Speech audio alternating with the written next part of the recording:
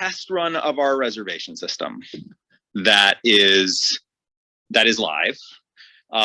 It is for tomorrow's episode. If you don't know about this, you can try and reserve a seat on the couch for either the watch, that's this section here that we're doing, or for the post show, which is the 45 minutes that we spend afterwards, or for both. If you go to the event page for tomorrow's episode in the app and you are signed in, oh shoot, I just realized that if you're not signed into the app, I just realized that you'll be able to see it and you'll be able to try, but it will actually not do anything for you because you don't have a member ID. So if you are not signed into the app, meaning you don't have the app, or you go to the app but you've just decided you don't want to sign in, I ask you, please do not touch those buttons until I have a chance to fix them later tonight. Because I mean, it won't do anything like drastically. It won't do anything horrible, but it will scramble things up a little bit that I'll have to sort of unwind. Things that you think about, things that you realize, all part of the development process. But if you do have an account on the app and you go to tomorrow's event page, you can, I just realized, you know what? It actually charges you kernels. So if you don't have enough kernels, then you actually can't reserve. Which, you know how many? That was my question. Some of us saw this yesterday, but none of us did the reservation because we didn't know how much it was going to cost. Yeah, I did exactly. it anyway, but how many? Yeah, So that was fixed. It's fixed now. It was a little bit of a scramble yesterday, but I fixed it. You should be able to go in there now, and if you tap those buttons, it should show you what the price is currently. It is 50 for both, 50 for both, 30 for the watch, 20 for the post show. And if you don't have an account on the app, then you won't have any kernels. So you won't be able to actually reserve a spot. So that actually saves me. I just realized that. Great. Was both an option at the beginning when you first did it? Mm-hmm. Yeah, it's been an option since the beginning. It is, but Okay. if you chose watch or post and you are like, oh, I wish that I had hit both, you can actually easily rectify that, because if you go to that page now, you should see the one that you chose will now be a little red cancel button instead of what it was before, which was either the word both, watch, or post. Whatever it is, it will now say cancel. The other two buttons won't have anything on them, so they're not clickable. But the cancel button is clickable, and if you press that cancel button, it'll go back to, it'll like refresh to like what it was before. Your kernels will go right back to you, the deposit that you made, and you're good to go. You can choose which one you want to choose again, and it'll go through the same process. It'll bring a form back up. You'll see how much, you should be able to see how much it costs in that form, and then you pay.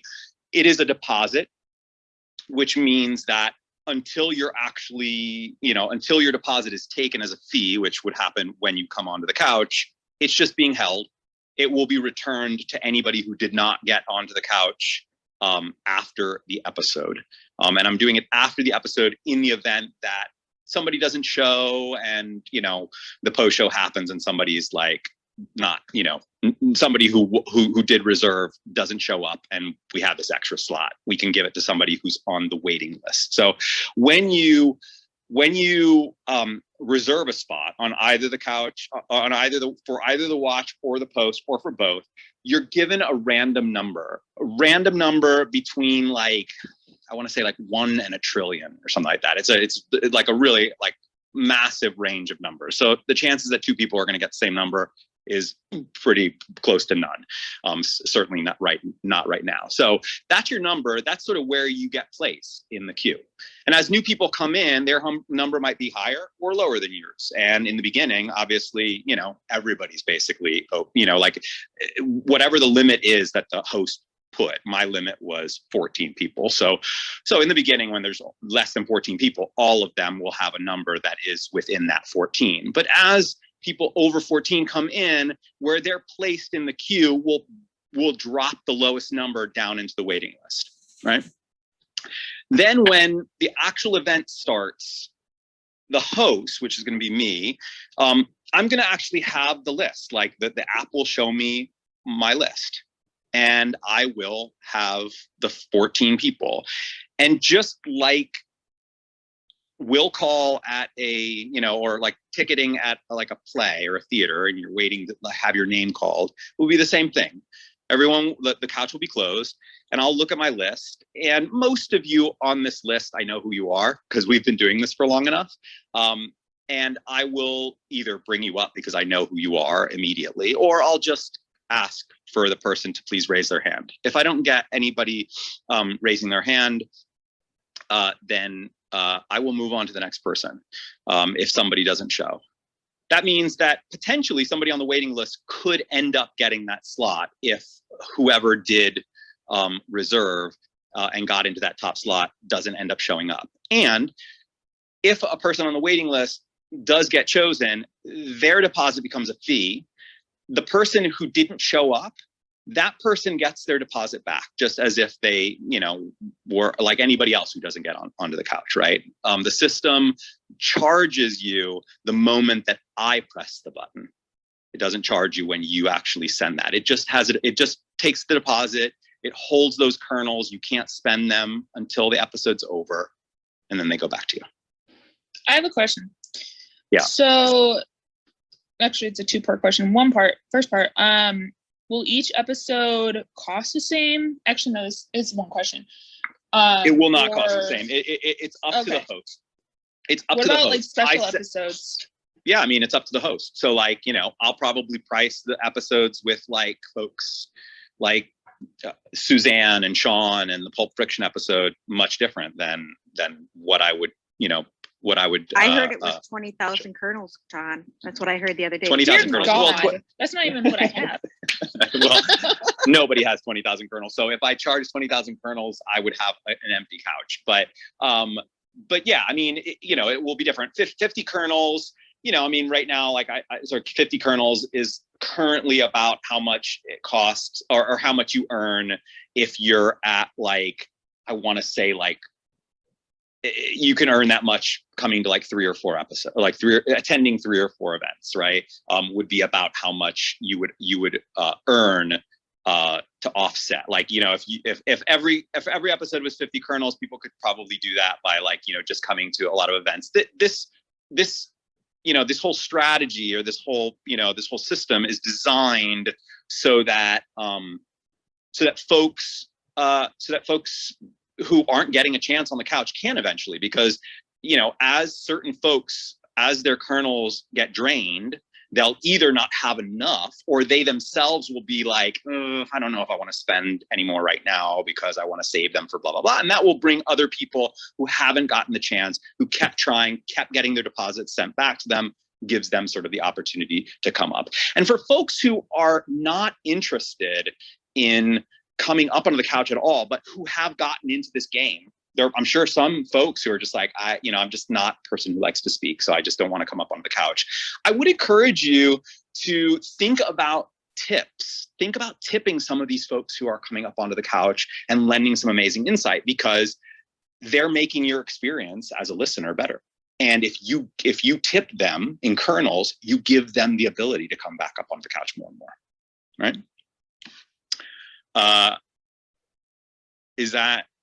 Does that make sense? Sure does. Yes. Sounds cool. So yeah, crossing my fingers that I'm not going to go up to my office later tonight and find a completely messed up reservation system. But we're going to do that slowly. I'm doing it tomorrow as a test, see how it goes. I'll probably do some tweaking and maybe do another test like several days later, or maybe even as much as a week later, depending on how well it went. And I'll just keep refining it until I feel like I have something that's really like solid and works, and we're not going to have any like real major issues. I have a question though. John, Yeah. did I hear you say that you can reserve up to an hour in advance, or did I read that the other day? Yeah, you can reserve. You can reserve up to up to 5 minutes before. Oh. right? Nice. So we're gonna actually open the room tomorrow at 10 minutes before, and there will be 5 minutes of time that people will have, and I'm going to, so we're not actually going to open the couch up immediately tomorrow. It's going to be like, I'm going to start 10 minutes early, and I'm just going to be alone up on the couch while I let people go there and any last minute reserves. But just so you know, reserving right now and reserving 5 minutes before is absolutely, like, there's absolutely no difference in it.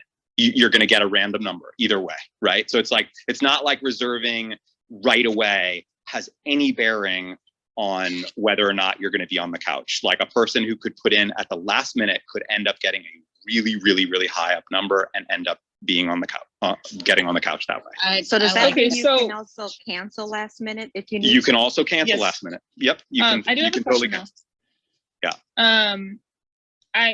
I may have been hearing it wrong because I'm currently coloring, but you said that when we reserve a spot on the couch, that we get a number, yeah? Yeah. So is that happening now? Because I just checked. Yeah. Yeah, you And already I have a didn't number. see one. Oh no, you don't get a number you can see. I can only see it. Oh, okay. No, I'm just saying you get a number that places you in the queue. You have no idea what the queue is. Oh, okay. It's all on my side. I'm not. It's not going to be public information, at least not right now. And it's largely as an aid, more than anything else. It's an aid for a host, because a host shouldn't be necessarily bound to it. It's very possible that we'll have trolls in the future, you know, and a host should be able to skip over somebody who they think is a troll, right? Or, you know, it's like there has to be some degree at this point, some degree of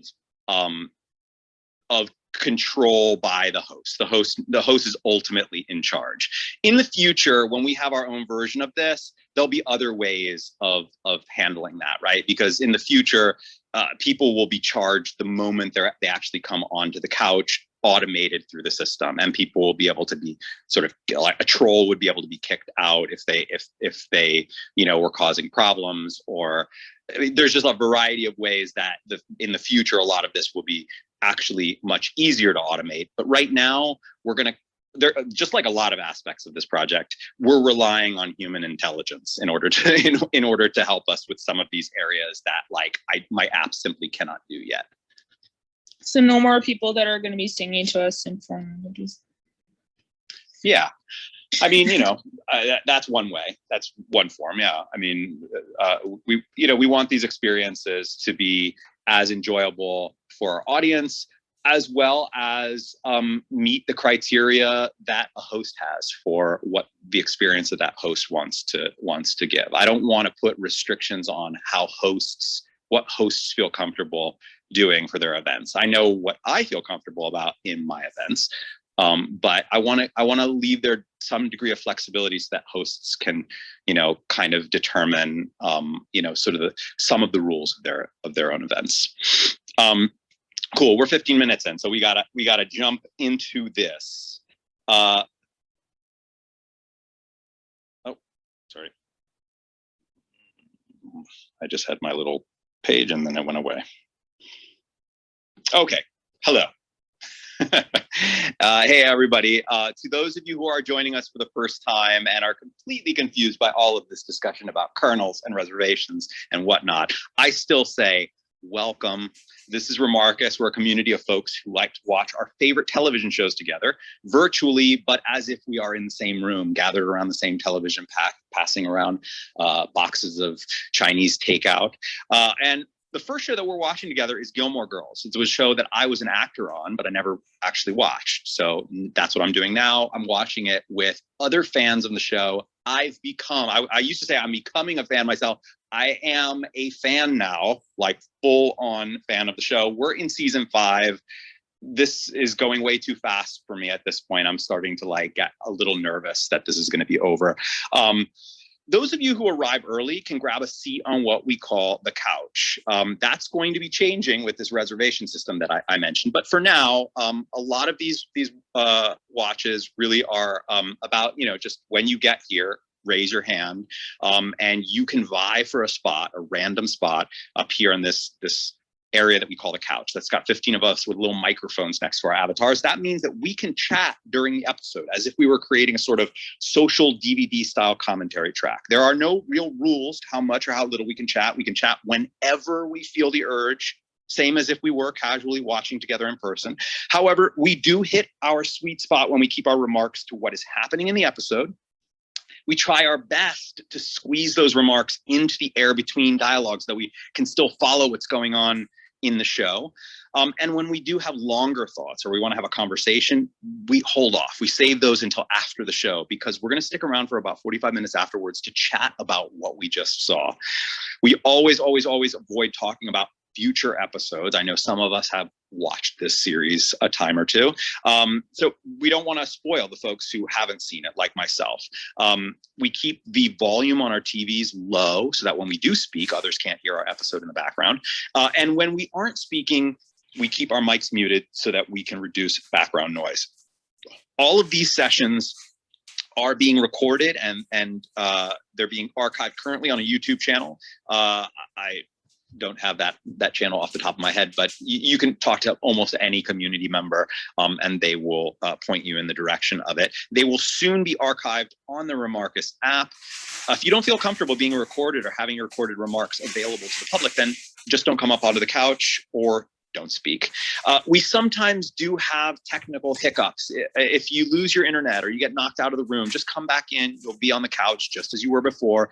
If your episode cuts off and you need to figure out where we are in the episode, there's an easy way to do that. You can get our Remarkist app at remarkist.com. I just mentioned that app a moment ago. You're going to need to sign up for an account. You're going to need an account for this.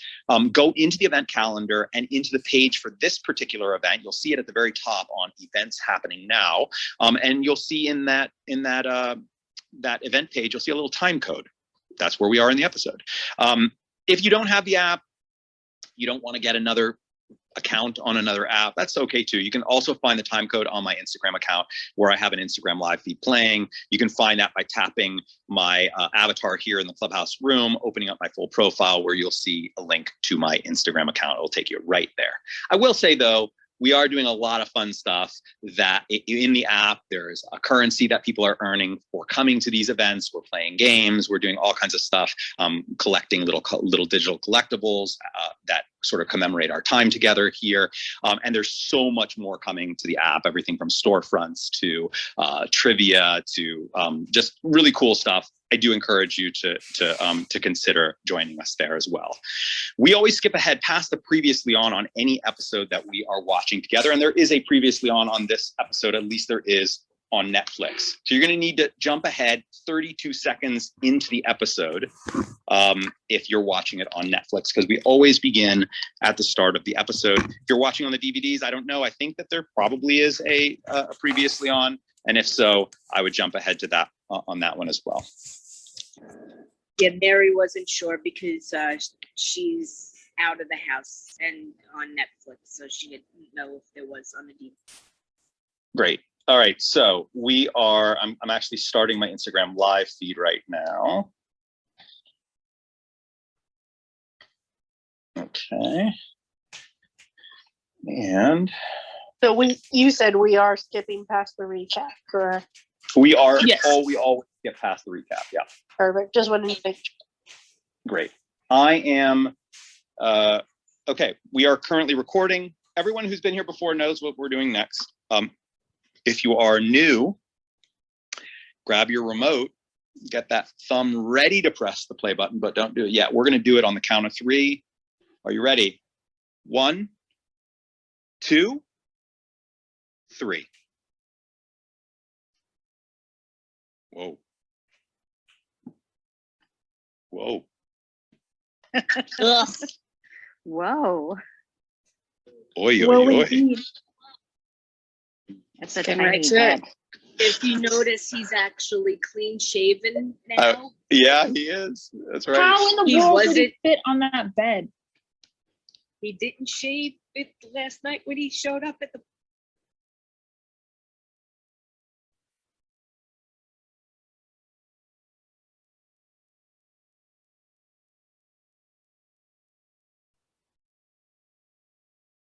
this is Oh, this is interesting. Icky. I have a very different perspective Ugh. now. Wow, that's cool. Ugh. Yeah, yeah. I'm just so uncomfortable. Super. It's just a different mood Mhm. than what we saw when they stumbled out of the room, you know? It's cool. From Rory's perspective, I think. John, this is one of those episodes that starts right where the other one left off or overlaps. Oh, I was going to We're say, this is the talking about first before. one in the entire series that actually rewinds, Yep. which is really cool. And that's some world building stuff right there.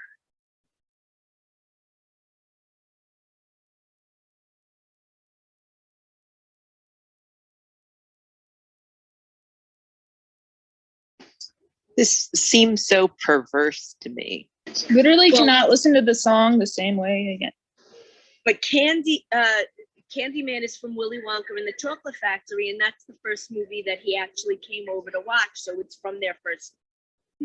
Yeah, good cat. Interesting. But this isn't the version from the movie. Oh, no. Uh-oh.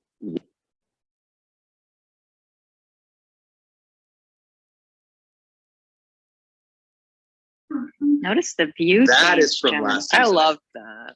Yeah, Is that from last season? It was supposed to be what happened from their perspective that night. And then Which is Dean. No, when no, he I know, said but when he came over, he had his beard. Now he doesn't. But it is that first time they slept together.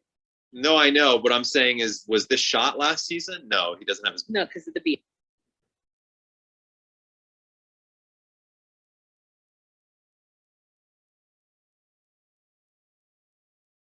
Could you imagine trying to be in the same like outfit, same mood, the same like hair and everything?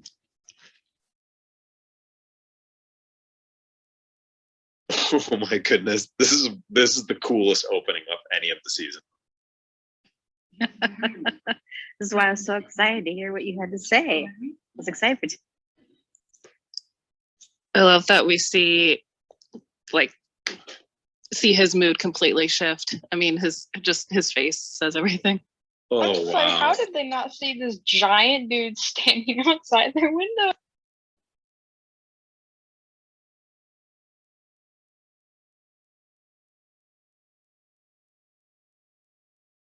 That was from last season. That's from last season. Yes. Yeah, so like we don't have to see all their parts redone. No, no. We What saw- I mean, I'm talking about shots. That shot was actually Yeah. shot last season, right? No, maybe not. Maybe not. No, yes, I think so. It was. I think Now- so. Now it's We just saw the legs before, so yeah, I it's know. not What I'm her. saying. What I'm saying is the last shot I think was shot last season, and this shot not. Yeah, I'm agreeing with you. Do you think maybe they shot that whole scene and then just like cut it to be the premiere? No, so I think what it was. So here are all of the new shots, right? Like new shots is everything in the bedroom, and then when they come out of the bedroom, also a new shot because it follows him out of the house. They didn't shoot that last season. However, her walking out of the house with the phone, I believe, is the exact same shot from last season. They just repurposed it in this, and then they just cut onto Lorelai like a medium shot on Lorelai's face as she's coming Yes. forward, and then we're back in new footage from this season. I'm just getting Correct. production nerdy. Yeah, that's really cool. Oh man, this was a cool opening. I gotta say, it's not my favorite episode. However, it is my favorite opening because like you've never seen it from Gilmore Girls like this before. And that's when you know it's gonna be good. Yeah, same.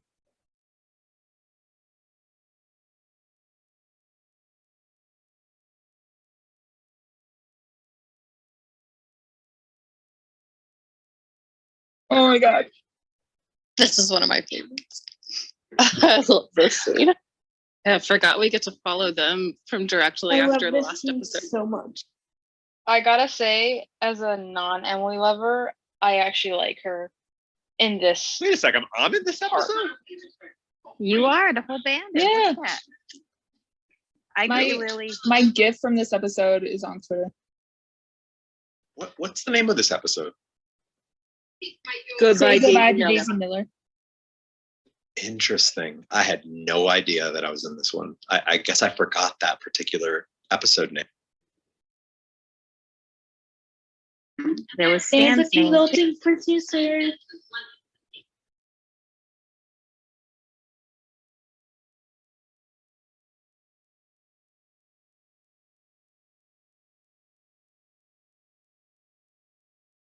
Wow, the hair.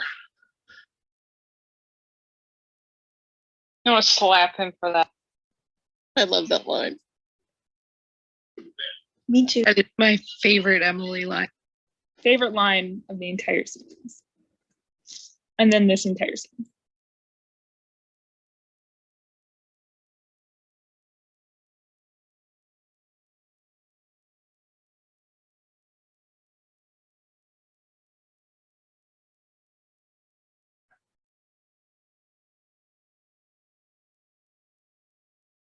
That almost looks like it could be like Louis Vuitton. It absolutely is. It is. Yeah, I was trying to see, and I was wondering if they'd use like a brand like that in the show. They definitely mentioned that brand and that she likes it. This is not related to the scene at all, but can you take a look at that wrapping station? Or is it upholstery? It's straight out of Elf.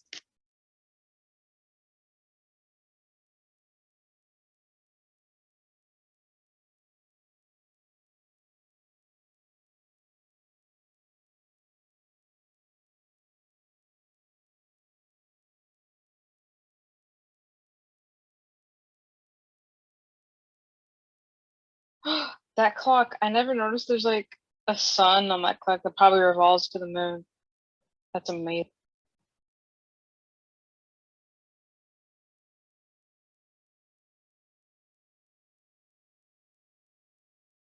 Don't you tell me I can't do something I want to do.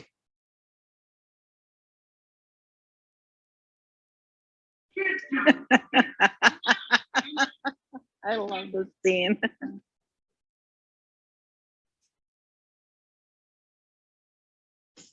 He's so scandalized. It's just so good. And look at those legs on her. That's what dancing your entire Although life she looks does. amazing.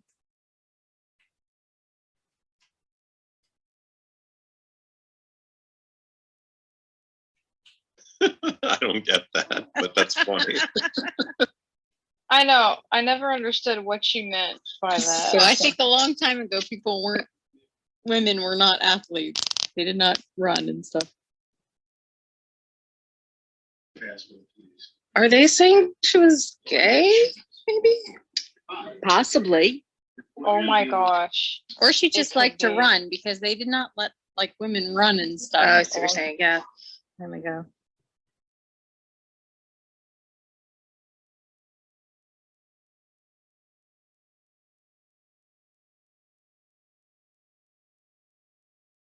He's still holding her skirt. That's what cracks me up. He didn't just give it to her to put on.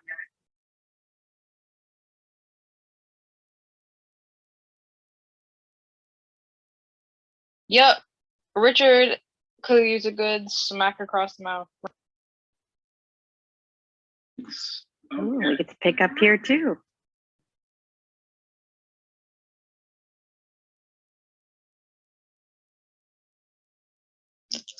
So he has a wig on because Val was telling us this about his wig in this episode because his hair, he like shaved his head.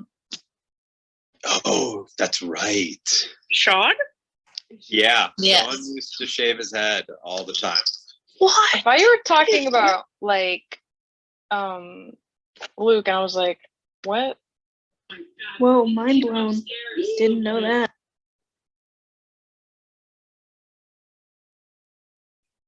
She might hear you though. You keep screaming.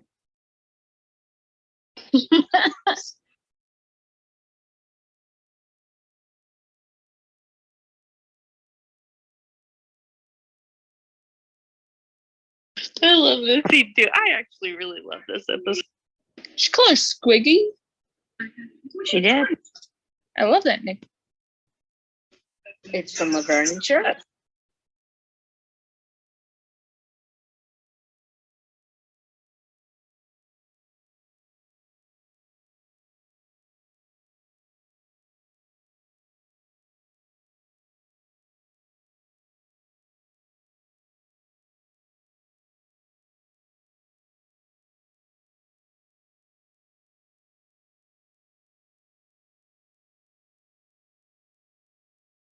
Back teen.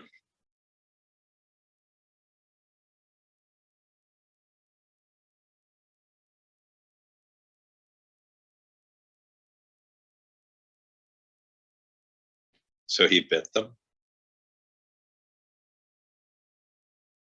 He bit Luke. Ooh.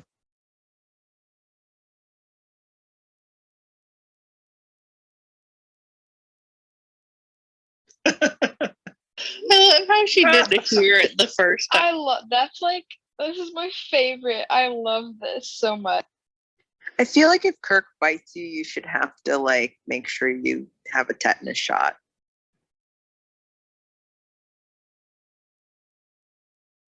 This scene is so cute.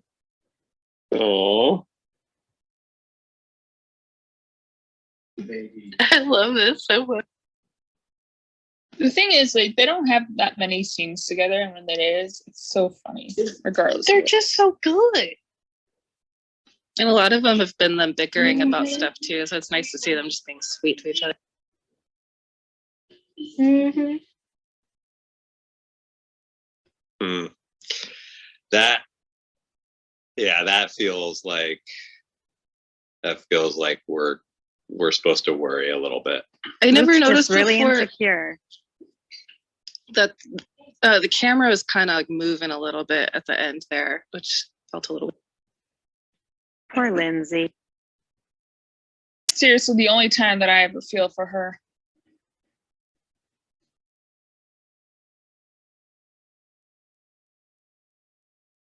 I love that they put their wedding photo right on the enter table. Me too. It is so painful. This is really painful. She deserves better than him, and Just wait, it gets worse. that's that.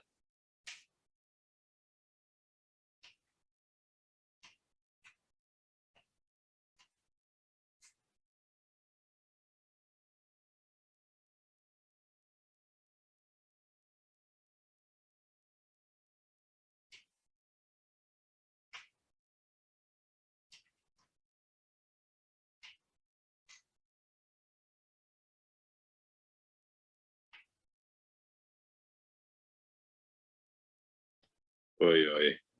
Ugh. Yikes. Somebody's feeling guilty. Mm-hmm.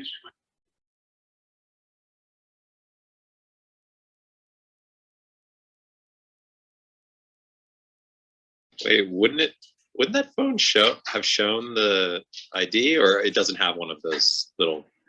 In Not 2005, Not yet. They would say the number at least.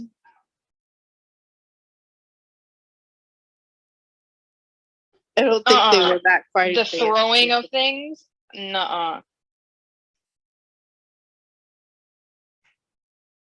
projecting.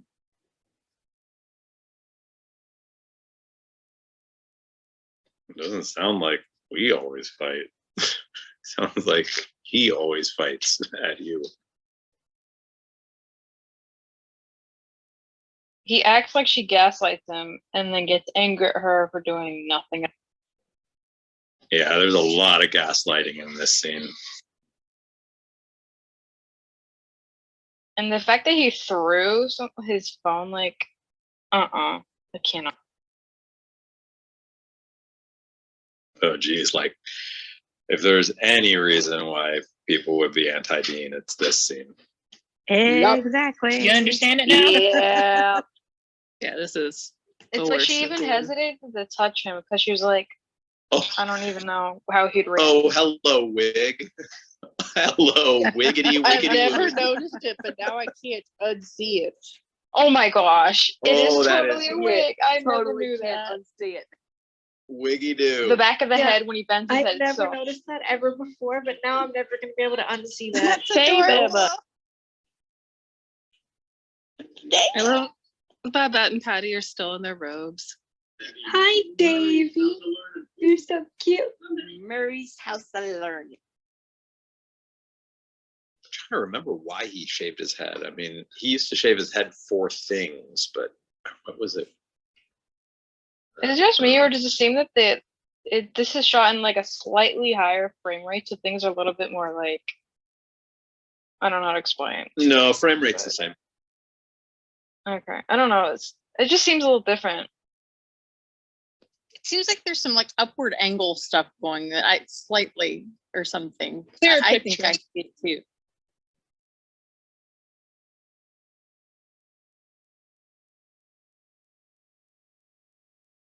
I'm very busy.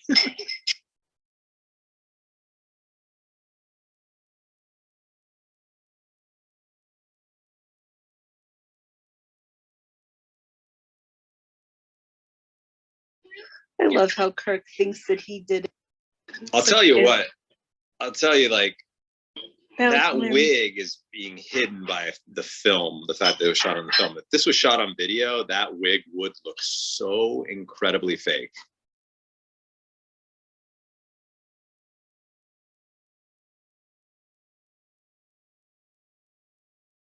Meaning, like, if it was shot today on pretty much any of the formats that shows are shot on, I think that would have ended up looking very fake.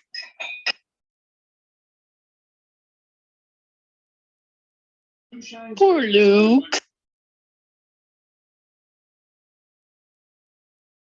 The slow walkout is so funny.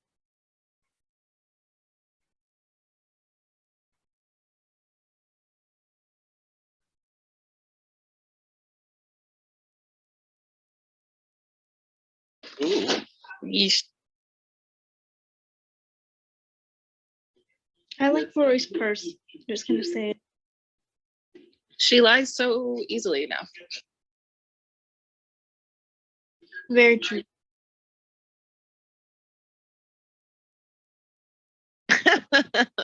Patty.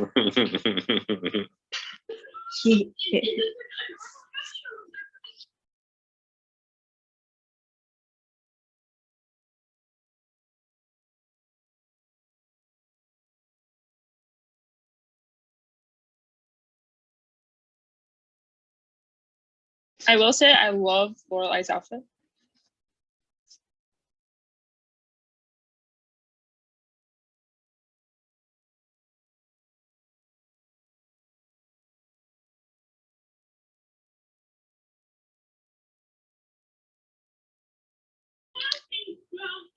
Suki is the audience in this moment.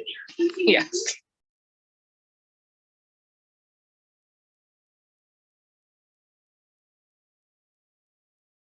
Why did you just take out an empty pan from the oven? She might have been preheating it. Very good.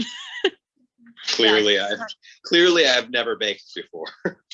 Sometimes, depending on what you're making, you want to have like a hot pan. Oh, I've never done that. I had no idea. If you make pizza, you have to put the pizza stone in the oven and heat it up before you put the pizza on. Or sometimes people just keep pans in the oven just for kicks. Your second batch of cookies would heat at a different rate. His condo is on fire. I never noticed the dragonflies on Suki's head. Whatever Oh, you call yeah. it. Her hair covering thing. By the way, I love her like dragonfly era smocks, not smocks, like chef's clothing Yeah, that yeah, are like The buttons. that have her name Yes. on it. And there's dragonflies on the buttons. I would love to have Valerie talk to us about these outfits specifically for Suki and how they came up with that. She did actually at one point. She said that Brenda actually had a similar frame to Suki, and so Yeah, so she knew what would look good on her. Well, yeah, I guess I vaguely remember that. I think I was just thinking about like why for the dragonfly she goes, you know, to wearing like the monogrammed or like, you know, her name is on them and they're much like they were like very fancy at the dragonfly, I think. Increased budget, maybe.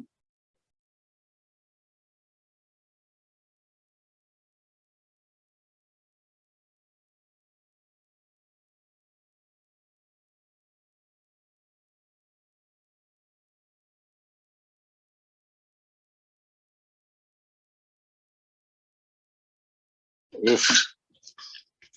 Man, all of this between the two of them is completely hurting or going to hurt all of the stuff with Lorelai and Luke, I think.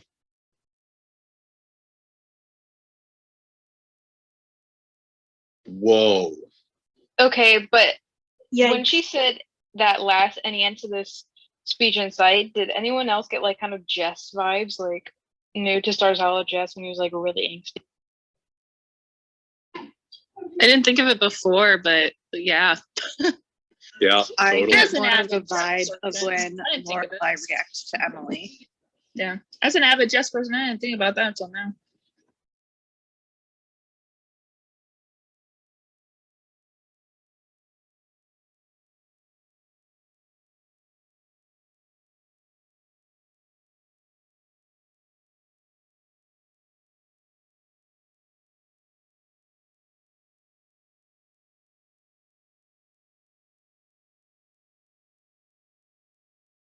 Isn't I'm it pretty sure that really she was small? not sick now.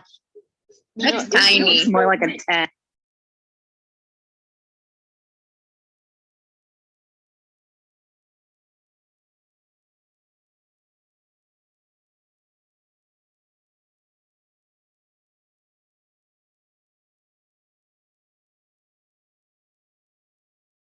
It's cute. I feel like that conversation between Lorelai and Rory, it's like Lorelai's trying to do her fun banter thing that used to work with Rory, and then we're seeing how it's just not the same now. I love this scene.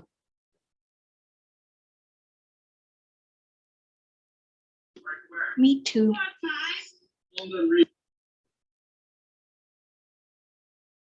How does the phone not reach outside?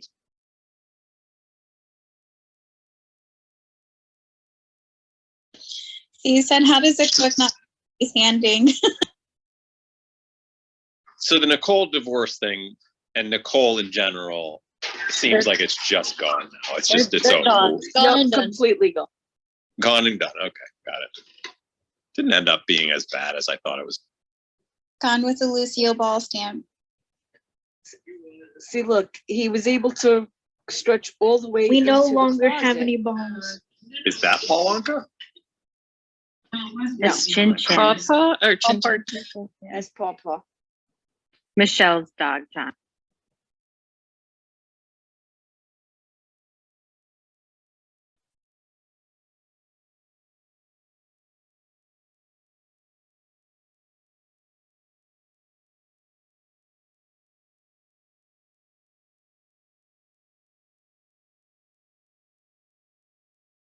All of a sudden, a smile on his. I know. Dear God, yes, indeed.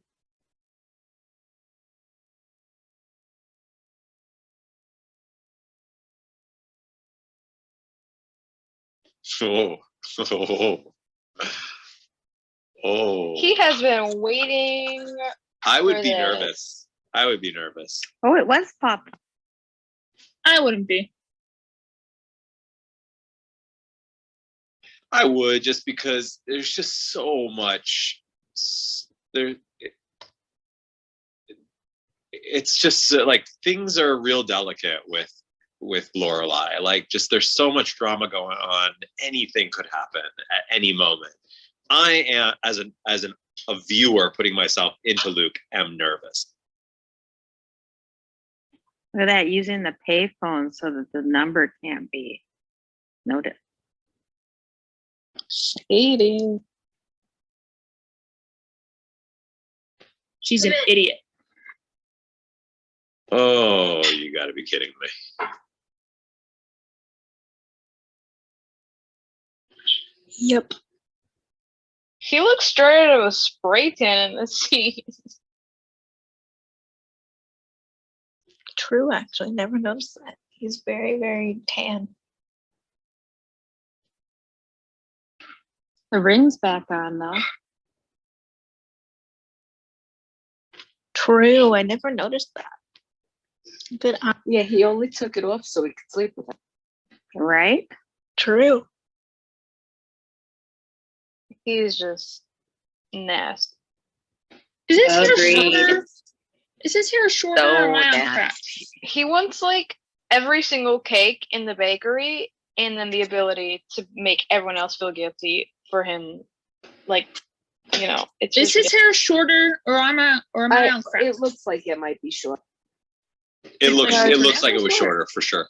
The I'm gonna have pronounced so short? many questions So gross. afterwards. I'm gonna have so many questions about when this first aired. Hopefully, we will have the answers. Are you still Team Dean, John? Let's talk afterwards. I got some thoughts. Fair. I want you guys to see if you can notice the high frame rate stuff going on in this episode, because I feel like I notice it a lot in this scene and the next scene. Sorry, the what stuff? High frame rate. High frame rate. Oh.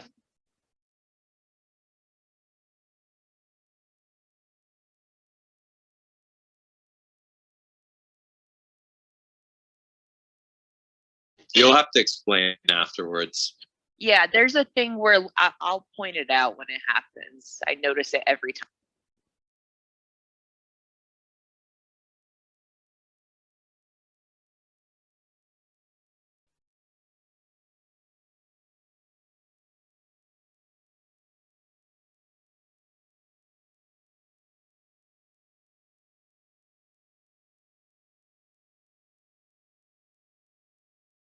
Oh man.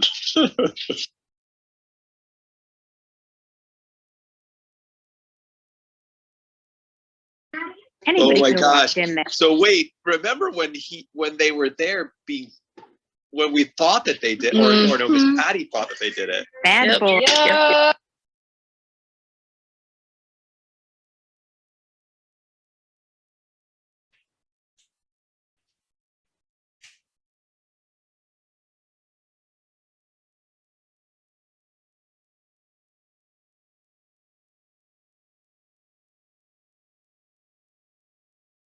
Here, this is the high frame rate thing.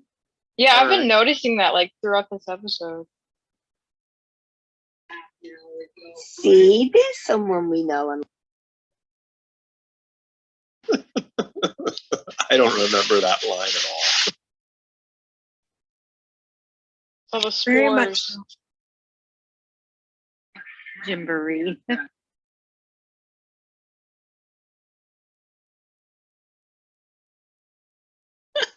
Smelling the guitar straw. Bass. The fact that Todd got to call Sebastian Bach a fruitcake, that must have been amazing for him. This is one of my favorite band scenes, I think, in this series. Me too. I love it. Very, yeah, very. I sort of remember that smelling the guitar strap moment, but the one before I don't.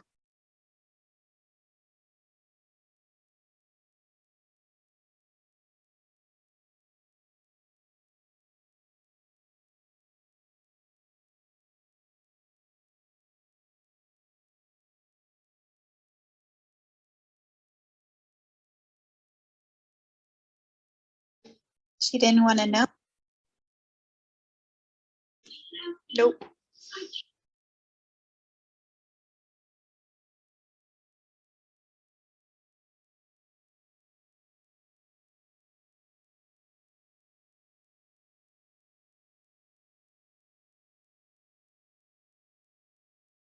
Did she just call her Lorelai? Why didn't she say your mom? Yep. People called her. I feel like when we talked, Well, when I talked about my friends, this right here, high frame. yeah. She established that she was had a fight with her mom, so I guess she probably said Lorelai instead of your mom. Where was that high frame rate? When she was moving, like when she walked out the door. Yeah. I feel like it was high frame It's rate. like this throughout this whole episode, whenever they're doing whenever like move the camera when someone's like walking, it looks like walking fast, like not here, but like when they I'm move gonna it watch it looks again, different. but not right now. I'll watch it again afterwards to see. I was throughout the whole episode so far, so you probably notice it again. Also, Lane tends to call Lorelai all the time. I mean, they both do. It happens all the time with Rory and Lorelai, with Rory and Lane.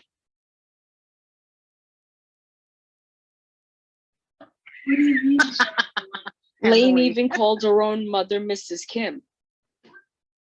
Yeah, I think it's telling about the characters, but she's called her Lorelai since the beginning sometime. Yep, 100%.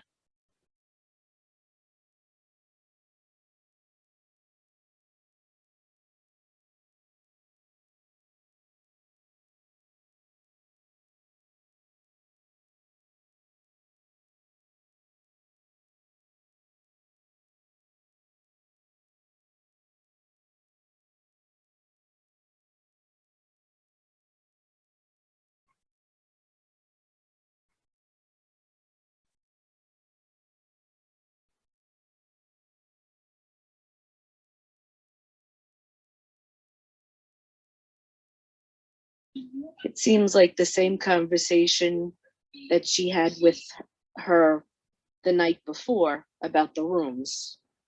That you didn't want me to know, so I didn't know, and now you're mad at me because I. Yeah, a whole cycle of not communicating.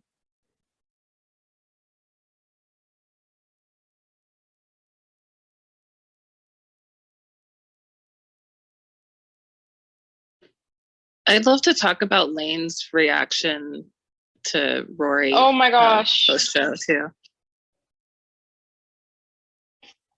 Oh, this is sad.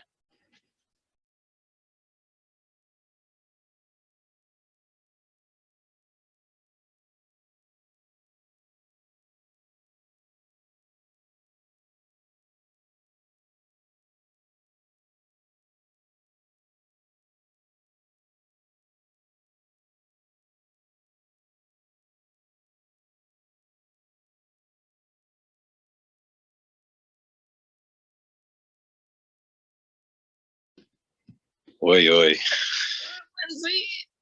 Yeah, Lindsay just wants to please her husband. She's She trying loves so him, hard. and he doesn't love her as much or at all, really. I hate that I feel bad for her, but I do. Why do you hate that? I'll explain later.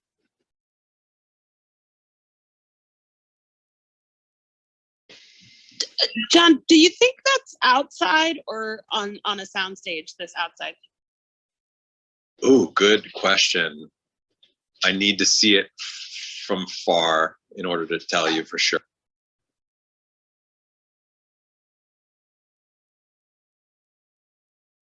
Those plants are moving, but I suppose they could put a fan on it or something. It feels like it's soundstage to me, but Looks I'm not soundstagey behind Emily and Rory.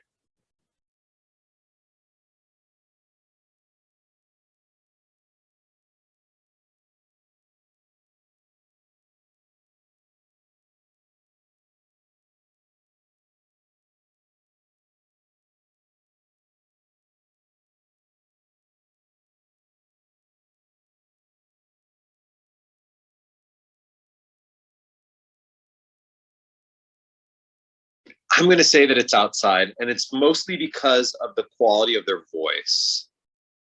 Ah, interesting.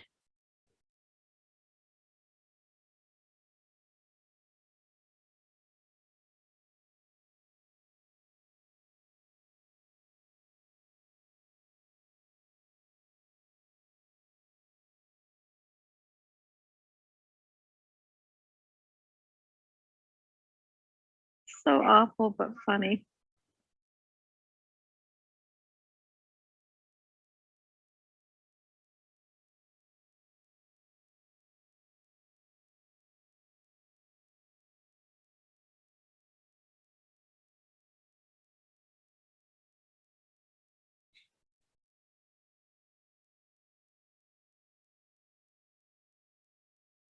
Another reason why is because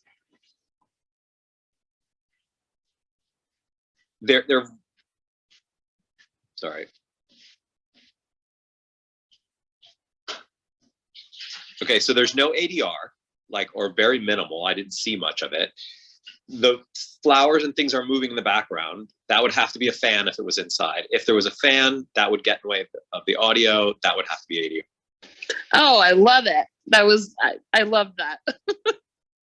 Like just following all the logic. I like.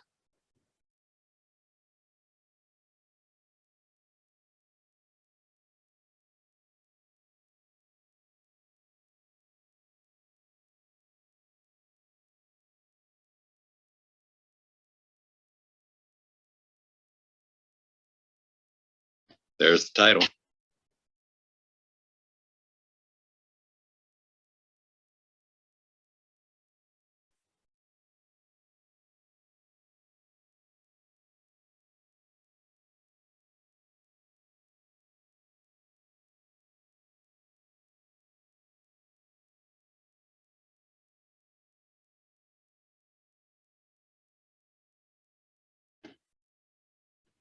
It's a very large cup of iced tea. Front of I legit never noticed that. That's hilarious. I didn't either. I used to can't have look those away. glasses. Oh.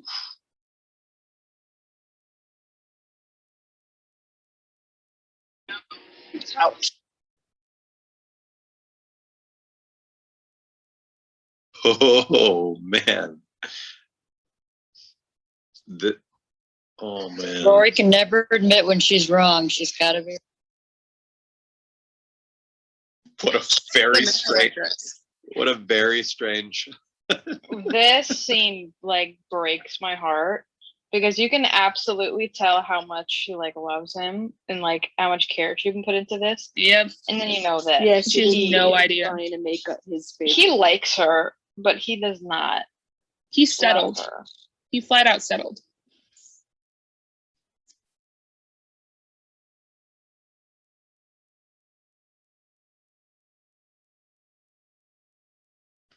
I still stand by the theory that he only asked her because he got into a physical fight with Jess over.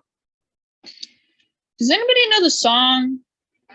No, I just noticed that for the first time, I just noticed the bouquet that Luke gave her is right there. Yeah. Because I can't Shazam it because, well, hello. It's Sam But- Phillips. Sam Phillips? Correct. Okay. It's called If I Could Write. Yes.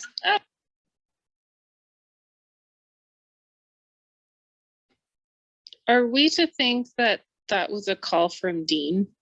Do y'all think? Yep. Yep. She finally realized that she shouldn't be doing this. She saw Lindsay and was like, maybe. Yeah.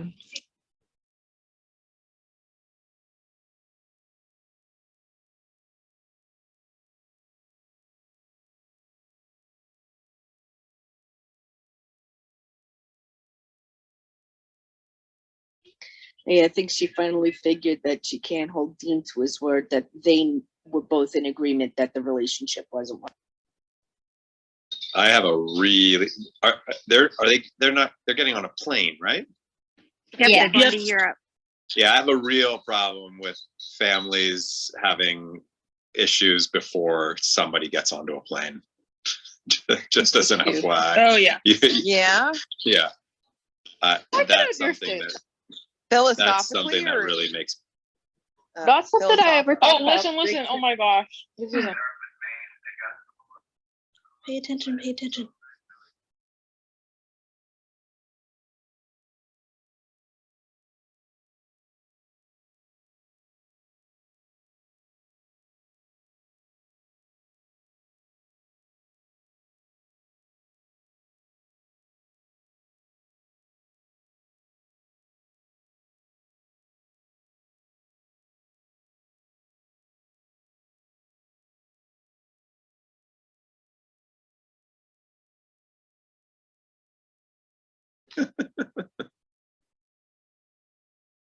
I've done this.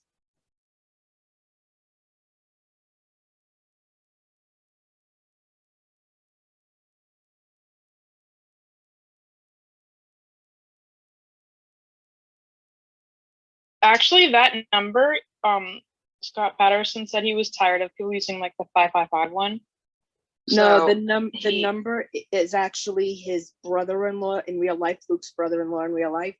Oh, He that was was director sweet. of the hospital, and that was for children's donation. Yeah, he was like, I'm tired of using the 555. Like, I actually use something that's like cool. And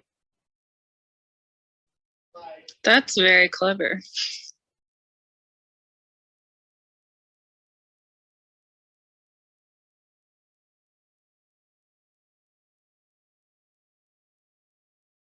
They do so much really great voicemail humor in this show that like just wouldn't work today, I feel. Yeah, it's true. Like she always talks to the answering machine. It's like one of my favorites.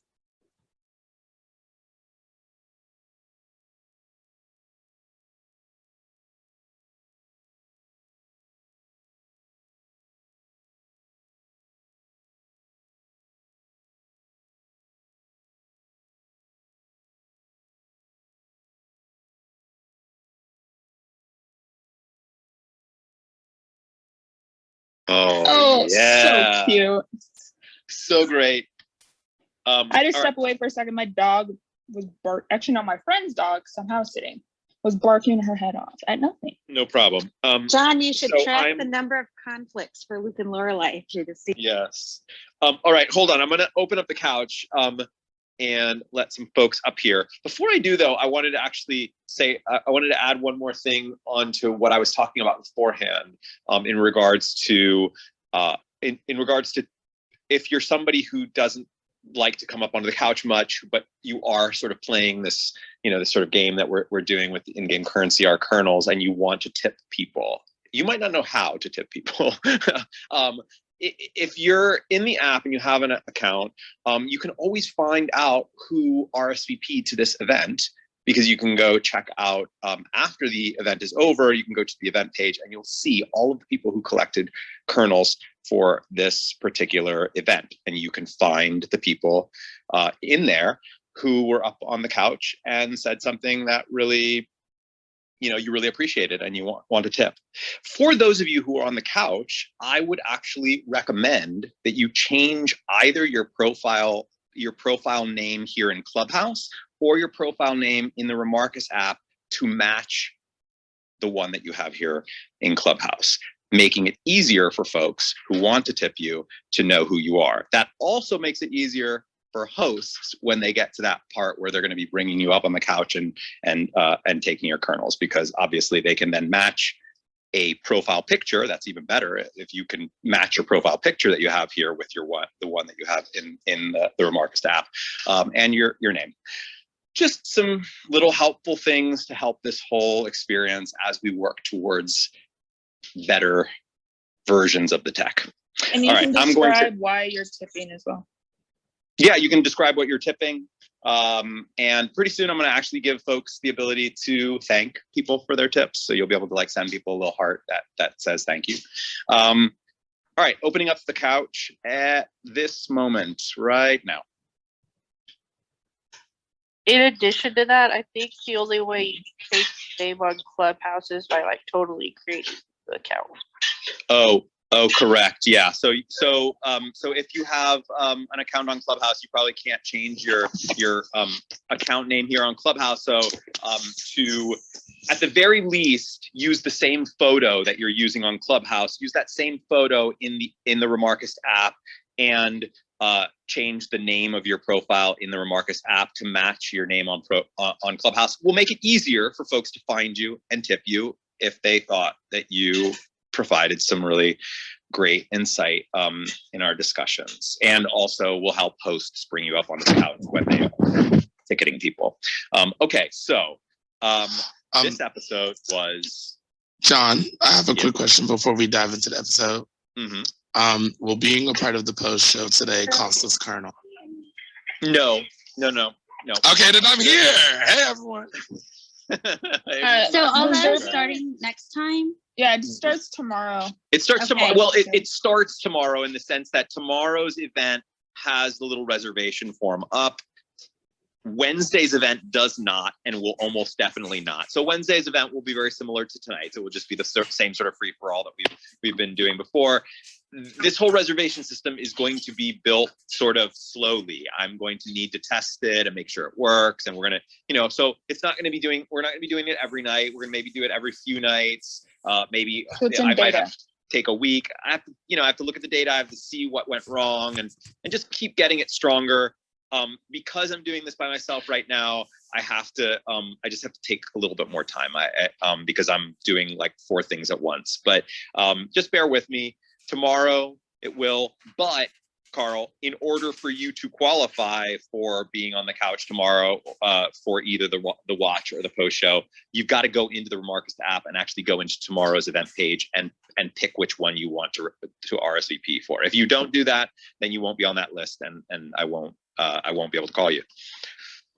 I'm okay with that. I love hearing what y'all have to say as well. I do All right. too. Hey, John, Yeah. before I forget my train of thought, did you want me to answer your question on why I hate that I feel bad for her? Yes, but why don't we do that when we get to that particular part of the discussion, which I don't know if that's what we're going to start with first. Let's talk. Do we want to dive right into? Well, I mean, we would dive right into Dean and Lindsay. Let's start with the beginning of the episode. Let's start with that like absolutely Awesome opening. awesome opening. That awesome opening. The kind of, I mean, really like just that whole convention of rewinding a little bit and letting us see from the perspective of another character is one of my favorite like narrative conventions. And we I didn't just have to love it. listen to the whole conversation they had over again. I like that too. So you got to see Yeah. other stuff. Well, because you Yeah. didn't hear the whole conversation. I forget who it was, but somebody had mentioned that when Taylor is seen in his ice cream shop little doo-wop group thing with the hat and the blazer and everything like that, he's actually singing the Candyman song. Oh yeah, he is. That's right. Yeah, he is. That's creepy. that makes that moment even creepier. Yeah. Thank you for that. Yeah, that was me. That's why that's always creeped me out when I see that scene, because I'm just like, ew, Taylor. If that He is doesn't get any involved. more cringy. That song's doesn't get always any- been creepy. Well, no, not the Spring- song, just like the scene between Rory and I Dean. think It that couldn't get song's any creepy. more. I don't know. I like Willy Wonka. I do too. It's so crazy, like that scene with Rory and Dean. It's like, it's not supposed to happen, but it feels so comfortable, but it's so wrong. It's like, this should not have happened. This should not have happened. Them laying there, oh well, you have nothing to say to that. It's comfortable, but deep down, I'm like, this is wrong. He's married. I don't know. I'm probably the only one that feels that way, but if not, please let me know. Oh, definitely. You are not. You're not. You No, not the only I one. I think everybody. I disagree. Well, so here's well, I'll say that scene, the tone of that scene for me is very comfortable. I actually think that like the creepiest scene for me was actually last season's, the scene where he comes over and they're like kind of like right before they actually start kissing and whatnot. That part's like really kind of a little uncomfortable, just Yeah. the way he's sort of leaning in on her. He's like, really trying to get on in there, and she's kind of backing away. Sean, and is whatnot. that your Dean impression? Well, that Nailed But it. you are- Charlie Bryan. Yo. Sounds like Charlie Bryan. It's just there was When something he about that transforms moment. from bad boy to bad boy. Yeah, it was just there was something about it that was just really creepy and just a little. I said aggressive. It was not really the right word. It was just I didn't feel like she was completely 100% sure. She was sort of stepping back. He was leaning in. Completely And then- manipulative. It felt a little manipulative. She And wanted then- it though. and then this season, and then this season starts with that scene, which, suddenly just kind of just transformed. Like, it did feel, I mean, there's no way you can't be thinking about Lindsay in that moment, but it does about the best that it can to try to really make that moment 100% about Dean and Rory.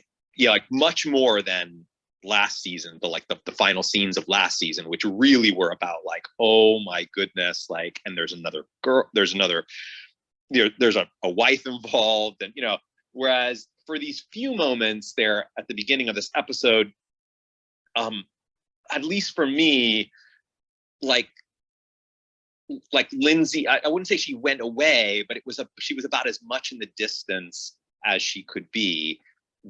But because I could still sense her there, I kept kind of going back and forth. I think this is similar what Carl just said. Like, I kind of felt comfortable, but then kept being like, oh, but there's a Lindsay here.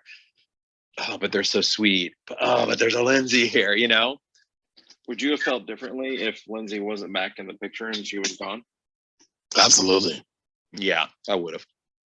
Okay, I got to get my 2 cents on that. So I will refrain from giving my answer until we get to the actual Dean and Lindsay part. But what I'll say is this. I've never been a fan of Dean and Lindsay solely because Dean settled. And I think most of us can agree on that. He settled because he couldn't have Rory and he didn't want to be alone. And when people don't want to be alone and they're in situations like that, they just settle for the next person that will have them. I've been in that experience before. So I think Dean, yes, he wanted to forget about Lindsay as much as he could. But as we all mentioned, his attitude changed when he saw Lorelai and Rory fight. And then I think that's when it hit him. It's like, pardon my language, shit, I just slept with someone else who's not my wife. I'm now angry for some reason. And so I think, oh yeah, guilt, definitely. And the guilt set in, and then he didn't know what to do with that guilt. And then that kind of obviously led into the argument that was so not needed with Lindsay, which we will discuss in a moment. So that is my opinion, if that made any sense. It did. It really did. Does anybody else have any thoughts on that opening? I just, cinematically, I love it every time. It still sticks out of my brain. I still think it's like a really, really greatly just shot, just greatly panned out scene for television, especially in the 2000s. It really makes my brain feel giddy as like a film person. I really, really like that opening. Wasn't this like one of the only times, or I mean, I was 11 when this aired, so I don't remember, but this could have been like one of the first times in like family TV in like this kind of era where like the husband like cheats on the wife with the old girlfriend. I don't know, I may be wrong. People who are older in this It's been day and age, please. is for years. Okay. Yeah, I know that's was my first time one. The cinematography, like, I mean, I wish they had done it again, although it wouldn't be as special just to have this one scene be this just amazing as it starts, because it goes from one end to the other. And it's just so cool. I love it. It really sets up the greatness of this season. I'm sorry, I cut Me too. Wait. That's okay. I was just gonna say, I like how when they start off again, after they leave the bedroom, that you're standing outside that back door looking in where Dean's gonna come out. So it's like we're the audience looking in at what's going on, and then it comes out, and then we follow Dean until he leaves, and then it cuts to where she goes to call him. I like the way they did that, just because I kind of feel like you kind of feel like a stalker in a way, but at the same time, you just feel like this is what they're showing the audience, and we're going to see something from a different character's point of view. But I just kind of liked how they did that. We weren't in the house with it the whole time, but that's a good observation, Chris. I think agree. I think it also Very sets cool. the tone for so Raincoats and Recipes was really, really Lorelai's Lorelai's episode. And you know, there were obviously other stories going on, but she was what happened with her and Luke at the end of that, or you know, the end of that show, that was all Lorelai. And then she comes in, and all of what happened between Rory and Dean was from her point of view. Then today's episode shows the other side of it and sets the tone for the fact that this is really Rory's episode, and it really is sort of Rory's arc, mostly. I mean, except for, you know, the stuff between Luke and Lorelai and Kurt on the couch and all that. But that there's this that it's sort of this dichotomy: Lorelai at the end of season 4, and then Rory at the beginning of season 5. I agree with that Also- completely. I think that mirroring of the two characters is totally apparent between finale and premiere of this season. I also think it's a good way of showing that of everyone involved, Dean is the one who has all of the information. Rory doesn't know how Lindsay feels. Lindsay doesn't know about Rory, but Dean is aware of exactly what's happening from both sides. And so I feel like that puts the onus on him and his reactions more than the women. Yes, that's why I love the opening shot. Oh, yes. I mean, he gave her false information. He was like, essentially like, yeah, not really together anymore. So like, let's get together. And it's like, you gave her false information in order to make her more willing to like get with you. That's like so predatory and creepy. I feel like It's Rory not would have with done that it anyway. at all. I think he full on expected to cheat on his wife the whole time. So it wasn't, I don't think that he came to the realization he did it afterwards, listening to them talk, because he was spitting out things to get her in there and like gaining on her as she was walking away from him. He showed up at her If he house. came in and said, me and Lindsay are going to stay together, even if this happens, she wouldn't have done it. He No, also but I also think in the aftermath, he's also aware that his actions threw a spike in between Lorelai and Rory's relationship, but he doesn't even mention it or ask about it or talk about it when he sees Rory again. Okay, I don't want to make this. He wants to be her first. True. So he'll do anything to be her first. Okay. Yeah. What I want to say, I don't know how to say it without it sounding slightly controversial. So if I do, I'm sorry. I'm so sorry. But I feel like Rory, like, she clearly loved Dean, as we saw in the scene with her and Lane, which I honestly, it's probably one of the funniest scenes I've ever had, in a roundabout way. Anyway, I feel like even probably without even us as viewers knowing, I feel like Rory kind of wanted something from Dean. We didn't know what. For the entire latter half of season 4, we had no idea what Rory wanted out of this. I don't know if she wanted just like her friend back or what, but I feel like in the moment when it came down to it, she finally realized that like, okay, I want more as well. Like, I mean, I could be totally wrong, and if I am, I am so sorry. But I kind of feel like she wanted it too, just as much as him. But I mean, tell me I'm wrong. On that, here's Ew. where I'll agree and disagree with you. I'll agree with you in saying she did want it as much as him, but I'll disagree in saying she only wanted it as much because he gave her false information. Right. She wanted it. If he gave her the That's true what she- information, she would have not have. Yeah, that's why I was like nervous about what I wanted to say, because I didn't know if it was going to come off as like Rory wanted it too.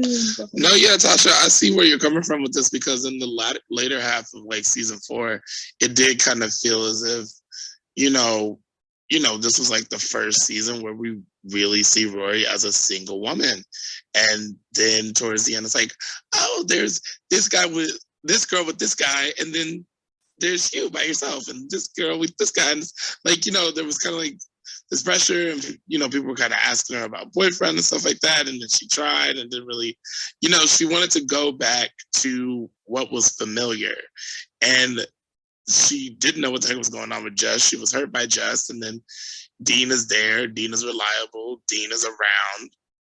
Dean is a familiar, like like going back to him just seems like such a comfort for her. So then it went from, do they really want to be friends or do they want to be more than friends? And then when it happened, it's like, okay. So I totally see where you're coming from with that for sure.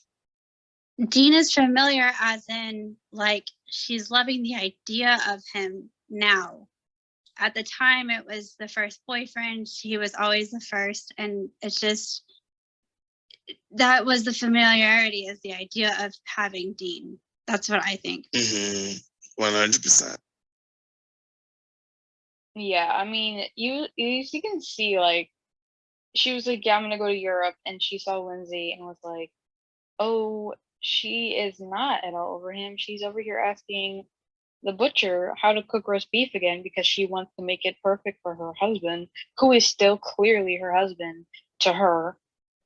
And she's like instantly regretting this because even though she is still like would be in the wrong, even if he said, yeah, we're like separating or whatever, but they were still together, that would still be wrong because they're still together.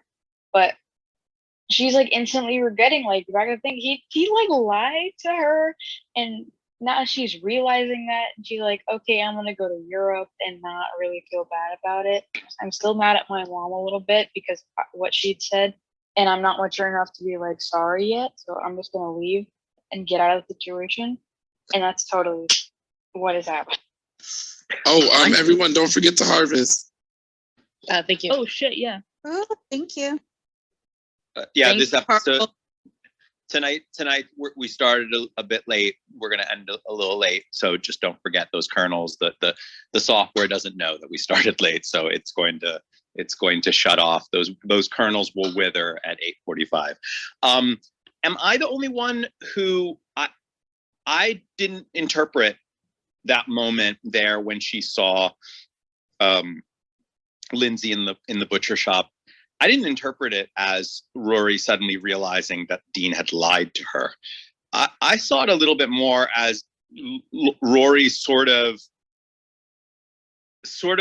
reflecting deeper on this idea that she had slept with a married man, deeper than because she was already thinking about it when she sat down and talked to Lane. She was already kind of like, like there was already something there where she was realizing like, I just didn't think clear enough. And this was the moment, for me at least, was the moment where she was suddenly thinking about Lindsay. Like she suddenly sort of realized like there's another person in this, that reality that hitter. is being that's being her. And that it isn't necessarily that she suddenly realized like Dean isn't leaving her, because I think that moment isn't really necessarily about the state of their marriage. I think that she recognizes that the state of their marriage is not good because she can see this young woman trying her hardest to please him. So she understands that like that probably what he said is true. Their marriage is not in good shape, but like she suddenly realizes that that I'm a wedge in here between these two that probably need to work something out. And it might be that they have to separate, but before they do, I'm in there and I'm making it worse. And there's another person here that's being hurt by all of this. And that is what makes her say, I'm stepping away from this for a bit, And remember that scene in the grocery, in Josie's, where she and Lane were shopping, and she was being very cynical and very critical of Lindsay and calling her selfish and really criticizing her. And then they come around the corner of the aisle and there's Lindsay. And so I think that scene in the butcher shop where she sees her through the window and cares enough to back up and really listen to their conversation, and she begins to empathize with her and no longer villainizes her, maybe. Totally. Completely 100%. That's exactly how I feel about it. Well, I also think this episode is a lot about like bursting the bubble, right? Like we end the last episode with, sort of the bubble being burst by Lorelai running in, and also Lorelai's own bubble was burst with Kirk running naked through her and Luke kissing. But I do love that we get the inside of that bubble in the first part of the episode, and the whole episode is about that bubble and like what does it mean. And I think walking past the butcher shop is like, that's her realization that like, oh, this actually occurred in real life, not in mine and Dean's little bubble, like in Miss Patty's, in wherever we are. I think it's a reality moment for her that like, it's like, oh, actually there are other people here. And then I think taking herself out and going to Europe is another way of hiding from it for sure. And just sort of re-entering the bubble in a way. Yep. Totally. There's a perfect segue into Lindsay and Dean's fight. Yeah, let's talk about that. I also want to make sure that we leave time to talk about Rory and Lorelai, because I think that there's a lot to talk about there in terms of what's possibly to come for those two in this season. And I mean, let's talk about Lindsay and Dean, and then come back to that. I've got some thoughts there, particularly about that airport scene. So Tasha, why don't we start with you? Let us know what your thoughts are on that particular moment. Okay. So we all know since season 3 that I've never been a big fan of Lindsay. Not Ariel Kebbel as a person, because I actually love her as an actress. She's amazing. But Lindsay as a character. It's not that I like hated her or that I loathed her or anything like that. She just like, she kind of, God, this will contradict my whole me being a complete Just fan. To take it with a grain of salt. So I feel like Lindsay kind of pushed her way through into this show, into this season, into their little life, and just kind of like made her way into it without being scathed. So I was like, okay, she's not perfect. Every single character in this show has had something so far happen to them in some way. Kirk has had something finally happen to him. Suki's had it. Luke's had it. Lorelai, obviously. And even the grandparents. Every single character in this show has been hit with something. And my whole thing with Lindsay, she kind of seemed like that perfect cookie cutter, like, my parents are happy-go-lucky. I like Alanis Morissette and Matchbox 20, which I'm not dogging. Matchbox 20 is amazing. But I kind of feel like the reason why I didn't really like her is that nothing happened to her. And that bothered me. Not that I wanted something to happen to her, but I feel like in order for this show to work the way it does, nothing is ever Pleasantville. And I've said that before. And I feel like Lindsay needed something to happen to her in order for her to be, for me, a part of this town and a part of the show. And I mean, it sucks the way it had to happen. And this is why I hate that I feel bad for her, is because when I first watched this, I didn't think that something like this was going to happen to her. I honestly felt like there was going to be something else that happened to her that made her kind of more of a real person and a real character, rather than just like someone else's girlfriend that we don't really hear from. And so now that something's happened to her, and in this way, it made me kind of feel bad for her. And I hated that I had to feel bad for her, because she's not my favorite person, but she wasn't my favorite person in that way because nothing ever happened to her. Now that something's happened to her, she has a little bit more substance and she has a little bit more depth. And so now I feel bad for her. And it will show more in the coming episodes. This makes sense. Questions. Zach. Mostly just clarification. So Okay. you feel like in order for her to be established as a character, or people on the show in general, like they have to experience their like a personal tragedy first, or they need to go through like Not like a personal tragedy, because I mean, like, there's like other people in the town who have some significance, like Patty and Babette and Gypsy and Andrew and stuff like that. So I feel like it's not necessarily tragedy, but I feel like something has to happen in order for them in any way that they have to feel like established. Like Jess had his whole thing about the outline in front of the store. Dean had the dance episode, and Lane had Henry or whoever. But someone always has to have like some sort of arc or something happen for them to feel more established and for us to feel more sympathy or anything like that. Lindsay never had that until now. So. I get it. I mean, us ultimately what you're saying is that part of what we how we care about, you know, specific archetypes, and in this case we're talking about love interests, is when they're vulnerable. And she hadn't been vulnerable. Like we can't really apply that same rule to a Miss Patty or a well, we can, I mean, to a degree. I mean, look, I mean, when Babette lost her cat, for me, that was a huge part of my, you know, my love for that character, just like deepening, like really, really deepening. Because I just saw her vulnerability as a person, not just as this like this sort of comic archetype. Yeah, we don't see that for every character, and we still love some characters. But I do think that it's particularly important for love interest characters. You know, the love interest, for us to really care about them. It certainly was the case for me, at least. It was the case for Jess. Like I didn't really. As you know, he wasn't like a big favorite of mine. But as soon as that character started to show his vulnerability, that's when I started to really love him. Speaking of what's up? Speaking of archetypes, I would like to comment on something I heard yesterday during the fast talks. To Lindsay, and I was a listener yesterday, but in my head I was like, oh, there's something I can say about Lindsay coming up.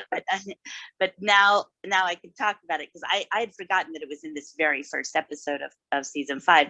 So all the time that that you guys were talking about that damn Donna Reed and his reaction to that, and how he said, I think that's kind of nice when a wife is there for her husband and makes food and takes care of the house. And here he is, however many years later, married to somebody whose only goal, it seems, even in setting the stage in season 4, where she brings him lunch every day and you know, is under the tutelage of her mother and trying to become the perfect homemaker in every way. And just like Donna Reed, and here he's got her, and you know, this is what he professed to want. You know, albeit when he was a high schooler. Now he's got it, and he doesn't. He's throwing it all away with both hands, basically. And I think that's interesting, because of all the stuff you guys said yesterday about his attitude towards women, really, and how that he might well be a stronger feminist than Rory.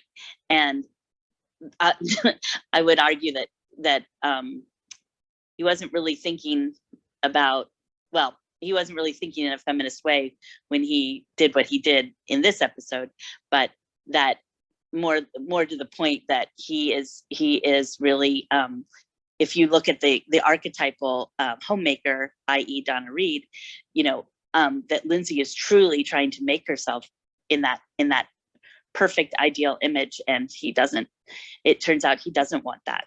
He wants Rory. But I will say, though, one of the things that we were talking about yesterday when we were sort of dissecting it was whether or not what he was saying is, this is what I want, or this is what I think is right. Mm-hmm. And more about, you know, is he defending women who do care about that type of thing? So in that sense, defending his mother, right? But I think that still applies to what you're talking about, because here he has a woman who seems to care very much about it, and he's sort of disregarding it, and he's doing so largely because he wants somebody else, and in that way, kind of tossing out any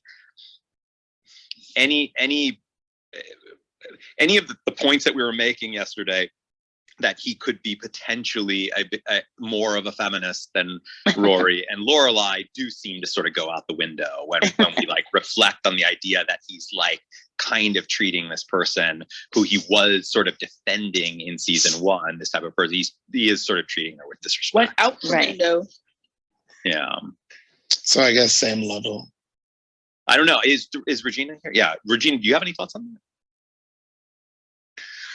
that? So like I said yesterday, right? I actually had my fast talk was a bit more ambitious than I anticipated, right? I mean, it was ambitious enough because I included like census data and, you know, a brief history of some Chicago suburbs, right? Originally, I wanted to look into like the average marriage age in the United States from 1950 to 2000, right? And I wanted to look into, and I also wanted to talk about Lindsay, right? And how their parents, like both Dean's parents and her parents, essentially failed them by allowing them to get married this young because they didn't have time to be themselves and explore what they wanted to be. They couldn't find their own identity because, and I was going to argue that Lindsay's mother was pushing her more into this, right? And that went hand in hand with the idea that Dean wasn't asking for this lifestyle, right? When people say, oh, like he really enjoyed the Donna Reed lifestyle, I was going to say, no, he was defending it, right? And it was actually Lindsay's parents who were more involved in this. Dean's parents are nowhere to be found, right? Like Lindsay's parents were the ones who initiated the wedding announcement in the Stars Hollow Gazette in, I believe it was the Say Goodnight Gracie episode. We find out in Scene in a Mall that Lindsay's parents, Lindsay's mother is cleaning up in the apartment. Lindsay's father is doing the home repairs, right? What else? I'm trying to think off the top of my head. Lindsay's mother always accompanying her, like helping her how to cook and, you know, teaching all these things, this, that, and the other.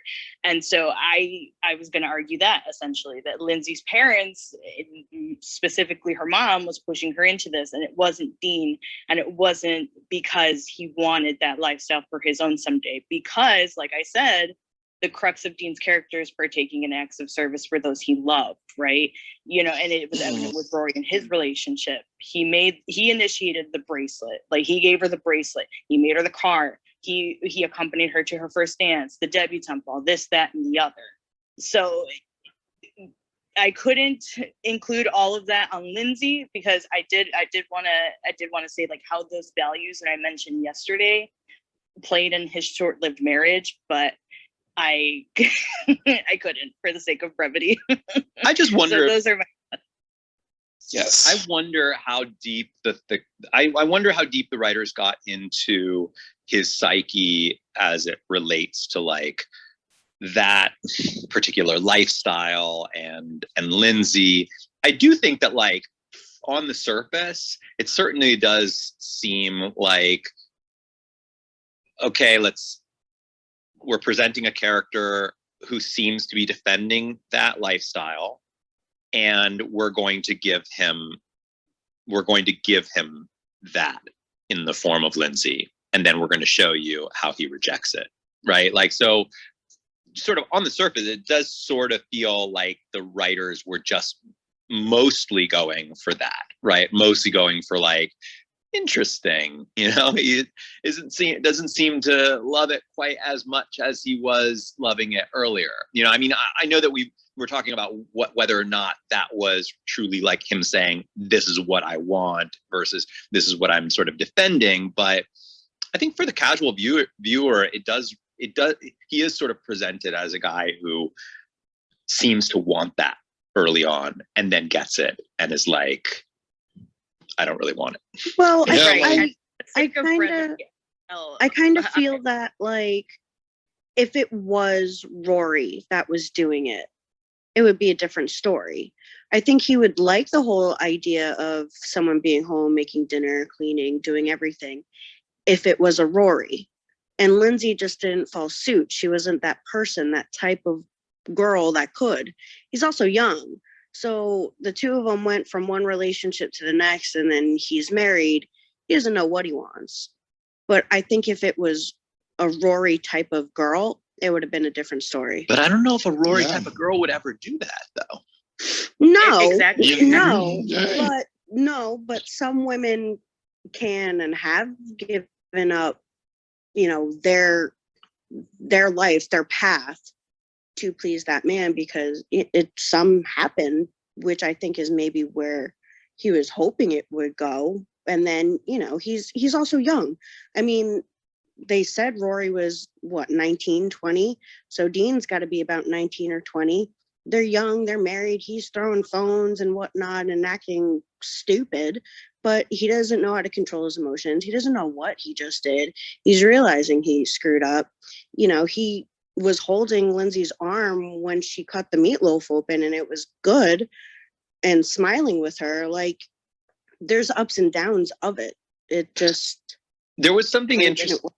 There was something interesting. I don't know if others interpreted it this way. I just thought of it as you were mentioning that, Hannah, because like I'm trying to decide whether or not the reason why he is so into Rory is because she could never be that, right? And that like he actually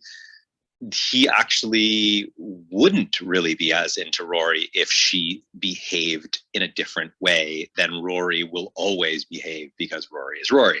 And there was an interest. I thought that it was an interesting line that he says when he tells her that I really like that your hair. I liked your short hair, because it felt like, at least like in hindsight, it kind of felt like he was saying like that I like your uniqueness. I like that you've changed that you're somebody who can change, that you're somebody who, you know, has, you know, isn't the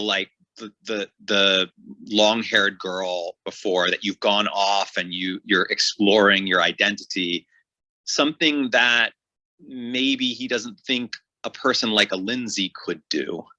I don't necessarily mean Lindsay couldn't cut her hair, but I mean that he's seeing the independence of Rory and saying like, I really like that about you. I like that you are this person who's exploring and transforming and all of these things. And Lindsay doesn't strike me as somebody who would do that. Yeah. I just thought about something. Do you think that even in that scene when they have the fight, that Lindsay almost kind of knows that she could never really measure up to a Rory, or like the idea of Rory in Dean's mind? Like, she knows that Rory was Dean's pretty much his first love, and that having that, you know, not that he did settle with Lindsay, but it was just that I feel like she kind of knows that he would never, like, she would never be able to measure up. That's a good, yeah, that makes me wonder though. I think do most people know when they are a rebound? I think so. I think so too, and I think not. So only then she that, probably knew at the beginning. I like in season 3. Yeah, and they are so young when they get married. It's just that, you know, I just basically feel that she kind of like is aware. And they weren't together for very long before they got married either. They were not. Well, I mean, that doesn't really sit well, because we have states like where I am, Utah, where you just get married straight out of high school. And so that really doesn't have. Yeah, but that works for them. My God. That's their culture. That's how that pans out. True. But for Dean and Lindsay, that's not, in the town that they're in, that's not something that happens often. And I think Dean honestly wishes that the two of them would be mushed together, where Rory is doing what Lindsay's doing, and he wishes Lindsay was a Rory. I feel like I think you would be sadly disappointed. But before you speak, I know that Diana was actually mentioning something a second ago in response to my last statement.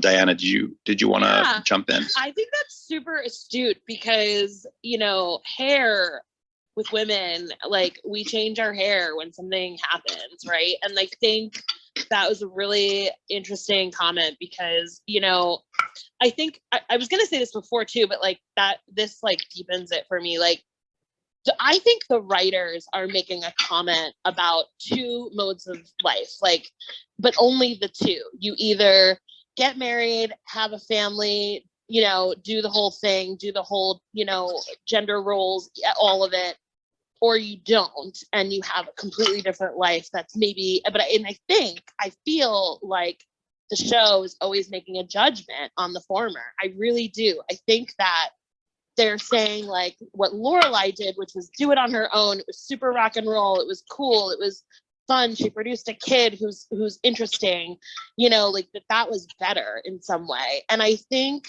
you know, Rory going to college and then like going to college and cutting her hair is the same. Like it's synonymous with each other, you know, and we know that because she cut her hair on the second episode of Yale Rory. That was a signifier that she went and did it. And I feel like, you know, she has that conversation with, or that fight really with Dean when he says he's gonna ask her to marry him. And she's just like, why? Like, you need to do the thing. You need to go to college. You need to do what I'm doing. So I think it's really astute when he says, I really like your hair, because he's saying, I really always loved the person that you are, that you were going to go off and do great things, like you just said. And you're not going to do this whole stay at home mom, you know, wife thing.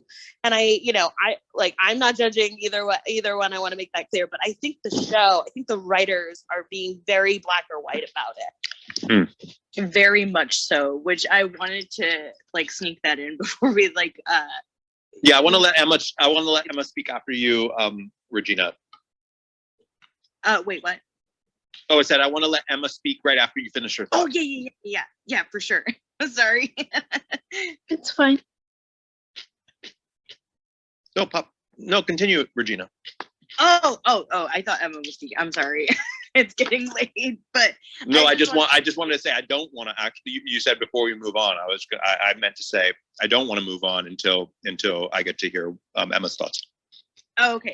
So just really quick, I wanted to say that like again, for brevity's sake, I had to cut out my argument on my fast talk where I say that like, you know, Rory, you know, with her feminist take on things, like she viewed Dean as saying, you know, that lifestyle's nice in the Donna Reed episode, and she took that as, okay, he wants that someday, he likes it, you know, like, oh my god, like this is insane, right?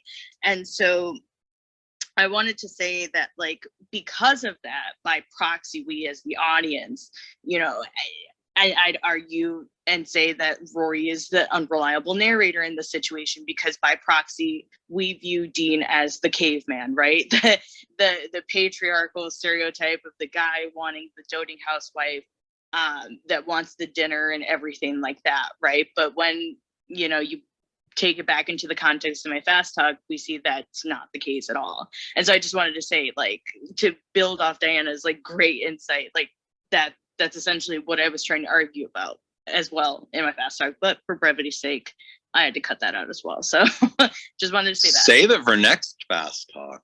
Yeah.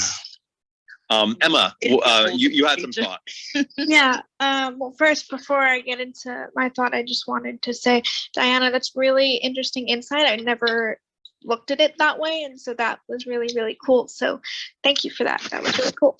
But I just wanted to bounce off of what Jessica was her comment earlier. I think Lindsay thought that she knew that she wouldn't measure up to Rory in the beginning when they first started dating. But then I think when they actually got married, I think she thought that Dean was finally over Rory and like they could really have a relationship. So I think she didn't know after they got married, but before, I think she definitely like knew that like she was the rebound and that, you know, Dean was just trying to get over Rory. But I think after he proposed and they got married, I think she really thought that they could have a real relationship and really have a wonderful life together. So I think, you know, I don't think she realized, at that point, I think she really thought that they could have a nice relationship. Hey, John. Yeah. I messaged you about this, I think, before hiatus. Kind of relating to the end of season 4. I can't say why, but I messaged you because I want to kind of give you more insight on how I feel about this whole Dean and Rory first sleeping with a married guy, that whole thing now at this age. So I DM'd you last week on Twitter. But before we move into like a different topic, maybe like Luke and Lorelai, I do see Lily is flashing, but I would like to mention Luke and Lorelai before we finish. Yeah, Luke and Lorelai will absolutely be finished. Tasha, I'll look through my DMs.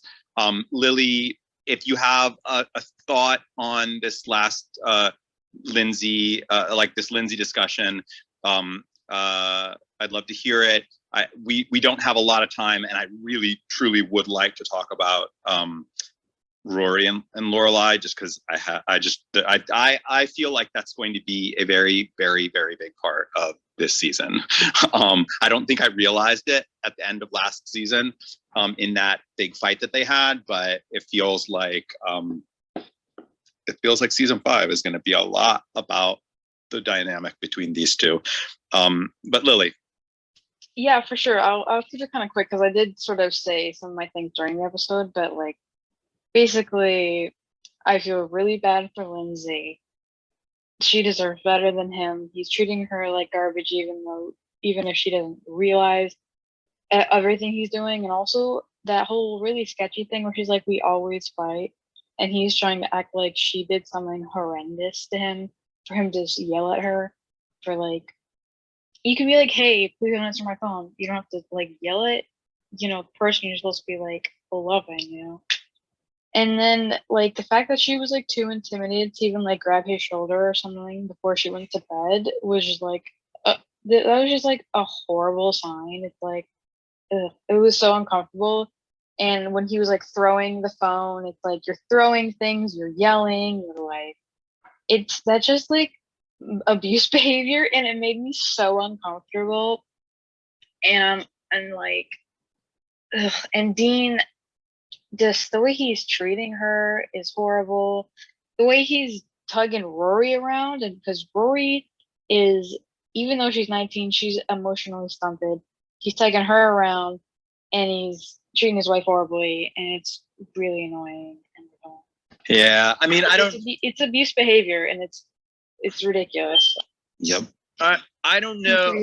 I'm not sure about I have to think a little bit more on like the tugging around of Rory, Lindsay. I will say that scene when he comes home and he yells at Lindsay for answering his phone and throws it on the table, which was a very awkward throw. Like, I think that was also just an awkward actor throw. Like, he threw it and it hit the thing in the middle of the table and then ricocheted off and like was like really far away. I'm just thinking from an actor's perspective, that moment was probably like, yeah, Jared was probably like, oops, and then he kind of like reaches over and grabs it. But that whole scene, there's no question about it. Like, that was the moment for me to like get back to the question that T had for me during the episode. That was the moment for me where I think I may have decided to like not pay my dues for the Team Dean annual membership. You cancel your subscription. Or put my membership on hold, like freeze it for a bit. He's an abusive pause for a few months. I don't know if I would call it abusive, but it was like, it definitely was not, it definitely put a bad taste in my mouth for Dean, like in a way that like has me like holding a beat on whether or not I want to call myself Team Dean. And, in general, I think this whole thing that's happened here between all of them has really like kind of had me like take a little beat here on Dean. That's all I'll say on that. Let's talk about Rory and Lorelai. Yes. Good grief. Would you like to start, Carl? Yeah. I would like to talk about the Gilmore Girls because we are watching Gilmore. Let's talk Give us about your Gilmore opinion. Girls. Oh, it's not even an opinion. It's just He's just so excited. I'm just really excited to talk about Rory and Lorelai and Luke. I love it. But I think just all in all, seeing the ending of season 4 and the differences between both of them and the fact that like she's still fighting with her mom, but in the middle of the episode she's like, he's married. I'm like, well, you agreed with your mom, damn. But then the scene where they're sitting around with Emily and Emily's like, I'm gonna go off to Europe, and I mean we all saw it, and then Lorelai's like, yeah, you should go. It's like, oh, at that moment, like before when I would rewatch it over and over and over, I wouldn't really think much about how that would affect Rory that much. I kind of thought about it a little bit, but not too much. But after like seeing that type of, thing that would happen where one little thing a parent would do and, a child would just be like, you're just rejecting me like that and just be so upset over it, pouty and stuff. It's like, oh, dang, that was a bad move. And just to see how Roy interacts with her in the airport, and even after Lorelai's like, I still love you without saying it, you can see her caring about her and everything, and just like, call me whenever you want to or about anything. It's just such a strong dynamic. Even when she was putting on that whole long speech, I could feel like, Lorelai, you really want to talk with Rory, and Rory doesn't want to talk to you. It really pulls at the heartstrings because you've seen these two characters be kind of like connected at the hip for so long, and now it's just like, it's cut. It's like the strings are starting to tether, and it's a really powerful beginning for season 5. John, you are in for a treat. Season 5 is literally like the best season. I mean, critically. already. Wow. I mean, I was like, season 4 can't get much better than this. That opening for season 5 was like, oh well, hello, okay. Boom clap. My tweet. Oh, sorry. I was just gonna say, like, just even back to like Rory and Laura, like just that fight in general, just as actors, I just can't imagine how much energy and like knowing that this is a pivotal time in the show, how that like the energy and just how Lauren and Alexis could have just gotten through it. I mean, it's just so emotional. Yeah. When I made the tweet at the end of last season, I was like, you may think you know what's going to happen, but you got no idea. That kind of pins to this season as well, because you really have no clue what's going to happen. Yeah. And that's the great thing about it. So can somebody refresh me on what season and what was the specific circumstances around that one little mini fight that Lorelai and Rory have, where they're kind of like not speaking to each other a little bit for like a day or so? You mean when they argued about like their boobs being bigger than each other's or something? No. Was it about Jess? I think it was about Jess. What? Oh, the Jess one?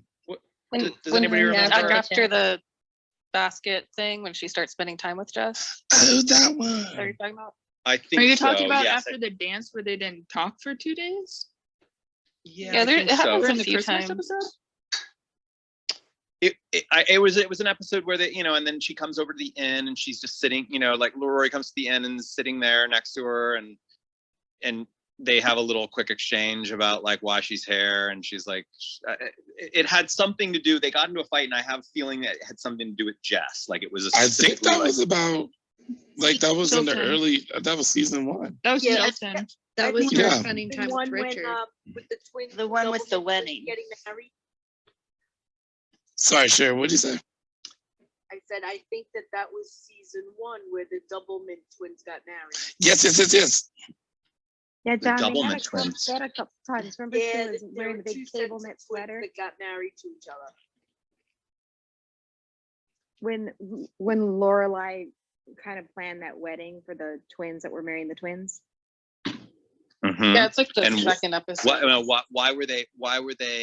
Because What? Rory Kill didn't me want to go now. to Chiltern because she met Dean and she was like acting like she didn't want to go to private school anymore. Because of the Aha. boy. That's right. Yeah, that's the one I'm What thinking. Oh, else he was is Wow, thinking that was there? about really that early. one. That's what Yeah, I that was really said. early. Well, so this feels different than that. This feels deeper than that. She's older. And yeah, she's older. Bigger fights, more problems. Mm-hmm. Yeah, that scene in the airport, I think, was like, for me, it was like the most telling, because I don't know, for me, like, even when me and my family are at our, like, when we're fighting at our worst, the airport is just this like place where you must make up, you must make up to a large enough degree, because you are about to get onto an object that is going to have you hurling through the air, and I don't know, I wouldn't say I'm like afraid of airplanes, but like I always say a little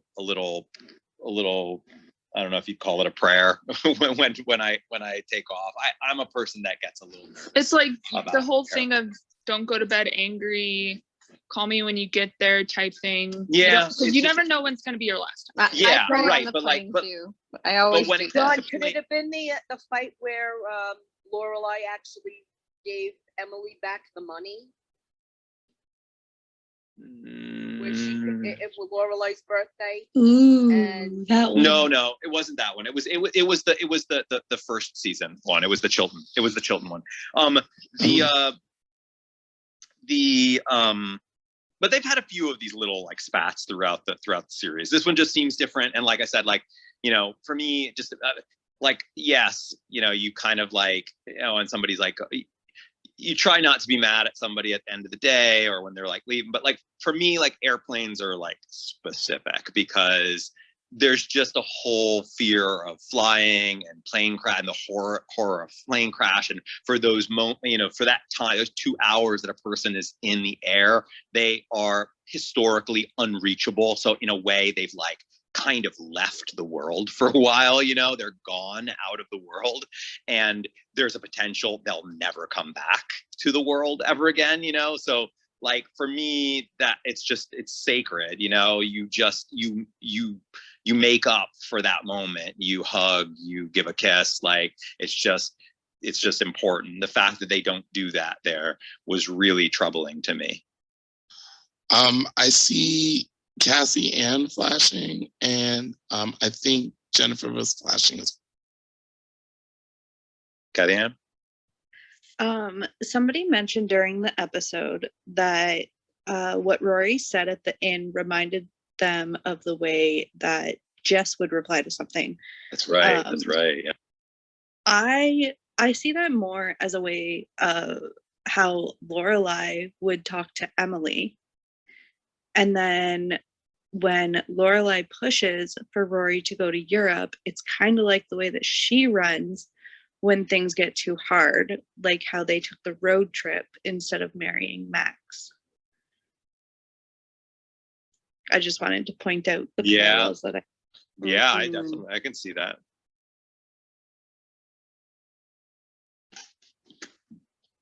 Yeah, I was also thinking about different parallels between the characters too. I wanted to mention, and kind of as a response to what Carl was saying earlier, how Lorelai's comments about Rory going to Europe, how painful that would have been for Rory. And I feel like we're kind of seeing, we've talked about like Lorelai being emotionally stunted. And so I feel like at the beginning of their first argument in the end, Lorelai's like trying to still kind of, be her best friend, kind of be laid back about it. And then Rory's not having it. And I think, we see her just kind of switch on a dime, and it feels kind of similar to me, which I thought I think it's interesting. It's like Lorelai's not really able to maintain, to keep herself steady. Like she has to kind of receive that affirmation back from Rory. And I was thinking too, you know, in regards to the like differences between the earlier arguments, and I kind of mentioned this during the episode too. It's like Lorelai's starting out doing her banter thing, and we see that work so many times with Rory, you know, and it's just really setting the tone for this season. And I think it's a little weird that, I don't know, or maybe stereotypical or something, that it's like Rory losing her virginity is the thing that makes everything more intense and weird. I mean, the adultery, but I don't know. That's just something I was thinking about this time as well. The adultery, that part matters, obviously. Adulteress. No. Yeah. I think that should be our running gag for the first half of season 5. We say adultery. The adultery. All right, I'm gonna bounce here, guys. Agreed. I got some stuff to do, but it's been great. I'm glad to be back. Glad that you guys know that I'm alive. And I shall see you tomorrow night. TTFN. Good night, Tasha. Amazing episode. Bye. Bye, Tasha. So John, Good night, Dean Tasha. has Good night. gone from being the big boy at the Miss Patty's to the bad boy at Miss Patty's, because anybody could have walked in that moment. Yeah, I thought it was I just interesting wanted that to point I thought it was interesting that they ended up having sex in the same place that they were kind of accused or thought to have had sex this season. You know, there was something that was like a really interesting, you know, kind of full circle coming back. Full circle. To it. Yeah, I really like that a lot. I'm gonna actually have to get running here in a second too. So I just before I go want to shift it over quickly. I know Carl wanted to talk about Lorelai and Luke. I will say one really quick thing about because we haven't talked about Emily and Richard. I don't want to get too deep into it. I do have a feeling that that's going to end up being a much bigger storyline this season than I kind of thought. I was asked whether or not I thought that, or what I thought was going to happen. I kind of downplayed it. I will say that, like, just in this one episode, the amount of narrative juice in that storyline has really increased drastically. Whereas like last season, I sort of felt like, I don't know, what am I supposed to feel about this? Like, are they not? Oh, I guess they are. I mean, whereas now I really am like kind of excited to see what's going to happen. I don't want to talk too much about that right now because, well, we don't have time. And I do think we're gonna have plenty more to talk about on that. You want to put some kernels on it? You were asking for kernels the other day. Yeah, I love that. I want my kernels. That's like a new running gag, I think, right? Whether I'm going to put kernels on something that I say, Carl. So, Carl, what are your thoughts on Luke and Lorelai? Fucking finally. Oh. That's literally. I'm gonna be dead honest. Tell us how you really feel. Yeah. That's exactly what I said. Look. I was like 10 or 11 when it happened, so I didn't really, but yeah, that's what I was thinking. I'm telling you, the first go round when I watched this series, I was like, fucking finally, he finally got it. Jesus Christ, it's been forever. But this is like outside of like with Lorelai and Rory, this is the only relationship I care about. This is like prime, top tier. I love it. Everybody got their little teams with Rory's boyfriends. Y'all already know what team I am with Rory's boyfriends. None. But Lucifer, yeah, Luke and Lorelai, I love it. That is amazing. And that was honestly the silver lining of this whole godforsaken episode. Okay? When I tell you, everything just kind of like just kept exploding and exploding and exploding. And then there was so much going on. And you see like, you know, Luke and Lorelai trying to like have communication with each other. And it's kind of like these little glimpses of just a good thing happening. It really sets you up of what season 5 will be. Jonathan, get ready to lose some kernels. That's all I'm gonna say. Okay? I'm telling you. Luke and Lorelai, 100%. That's my team. My husband just Why named- am I going to nicknamed lose? them Why am I going to lose Luke-a-lot. kernels to that? I totally think He that they're- plans to bet you on a lot. I'm of planning to bet you on stuff. everything in season 5. Like, if I have a chance to speak, I'm gonna bet you on everything. You're gonna be like, oh, I think this is this guy. You want to put some kernels on it? Just expect. Well, I'll tell you what. If you win some of those kernels, I hope that you'll spend it to come up onto the couch, because you seem to suggest that you're not going to be spending any of your kernels. I would like to hoard my kernels like how people hoard money in real life. Hey, John, I just want to say, so at the end of season 4, you were talking about the conflicts or the things that could make Luke and Lorelai's relationship kind of difficult at times. I think you should keep a tally of the things that you think are those things in the season 5. Well, I mean, I I'd think be that just like, interested to see. I think that just the Rory Lorelai dynamic of this episode really put a damper on any kind of excitement that Lorelai would be feeling after that night. I mean, I know that she is still into him, and she's still,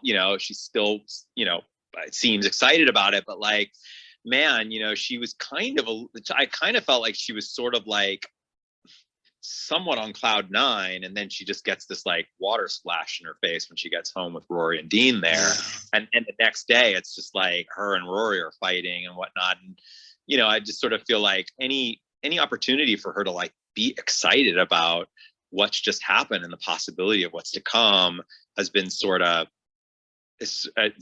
we've kind of gotten a bit of a wrench thrown in with all of this stuff with Rory. And I think that was by design. That's part of the like conflict that, remember I said, like, there needs to be some conflict in this thing with Luke and Lorelai. Otherwise, we don't really care. Like, we just are kind of like, oh, they're together and the show should be over. But, it in order for us to really care, for us to be on the edge of our seat, we have to have some things that threaten it, and that feels like one thing that kind of was like, okay, this could potentially get in the way. I don't know exactly how. Maybe Luke has a differing opinion on the situation than Lorelai does, and that like really upsets Lorelai.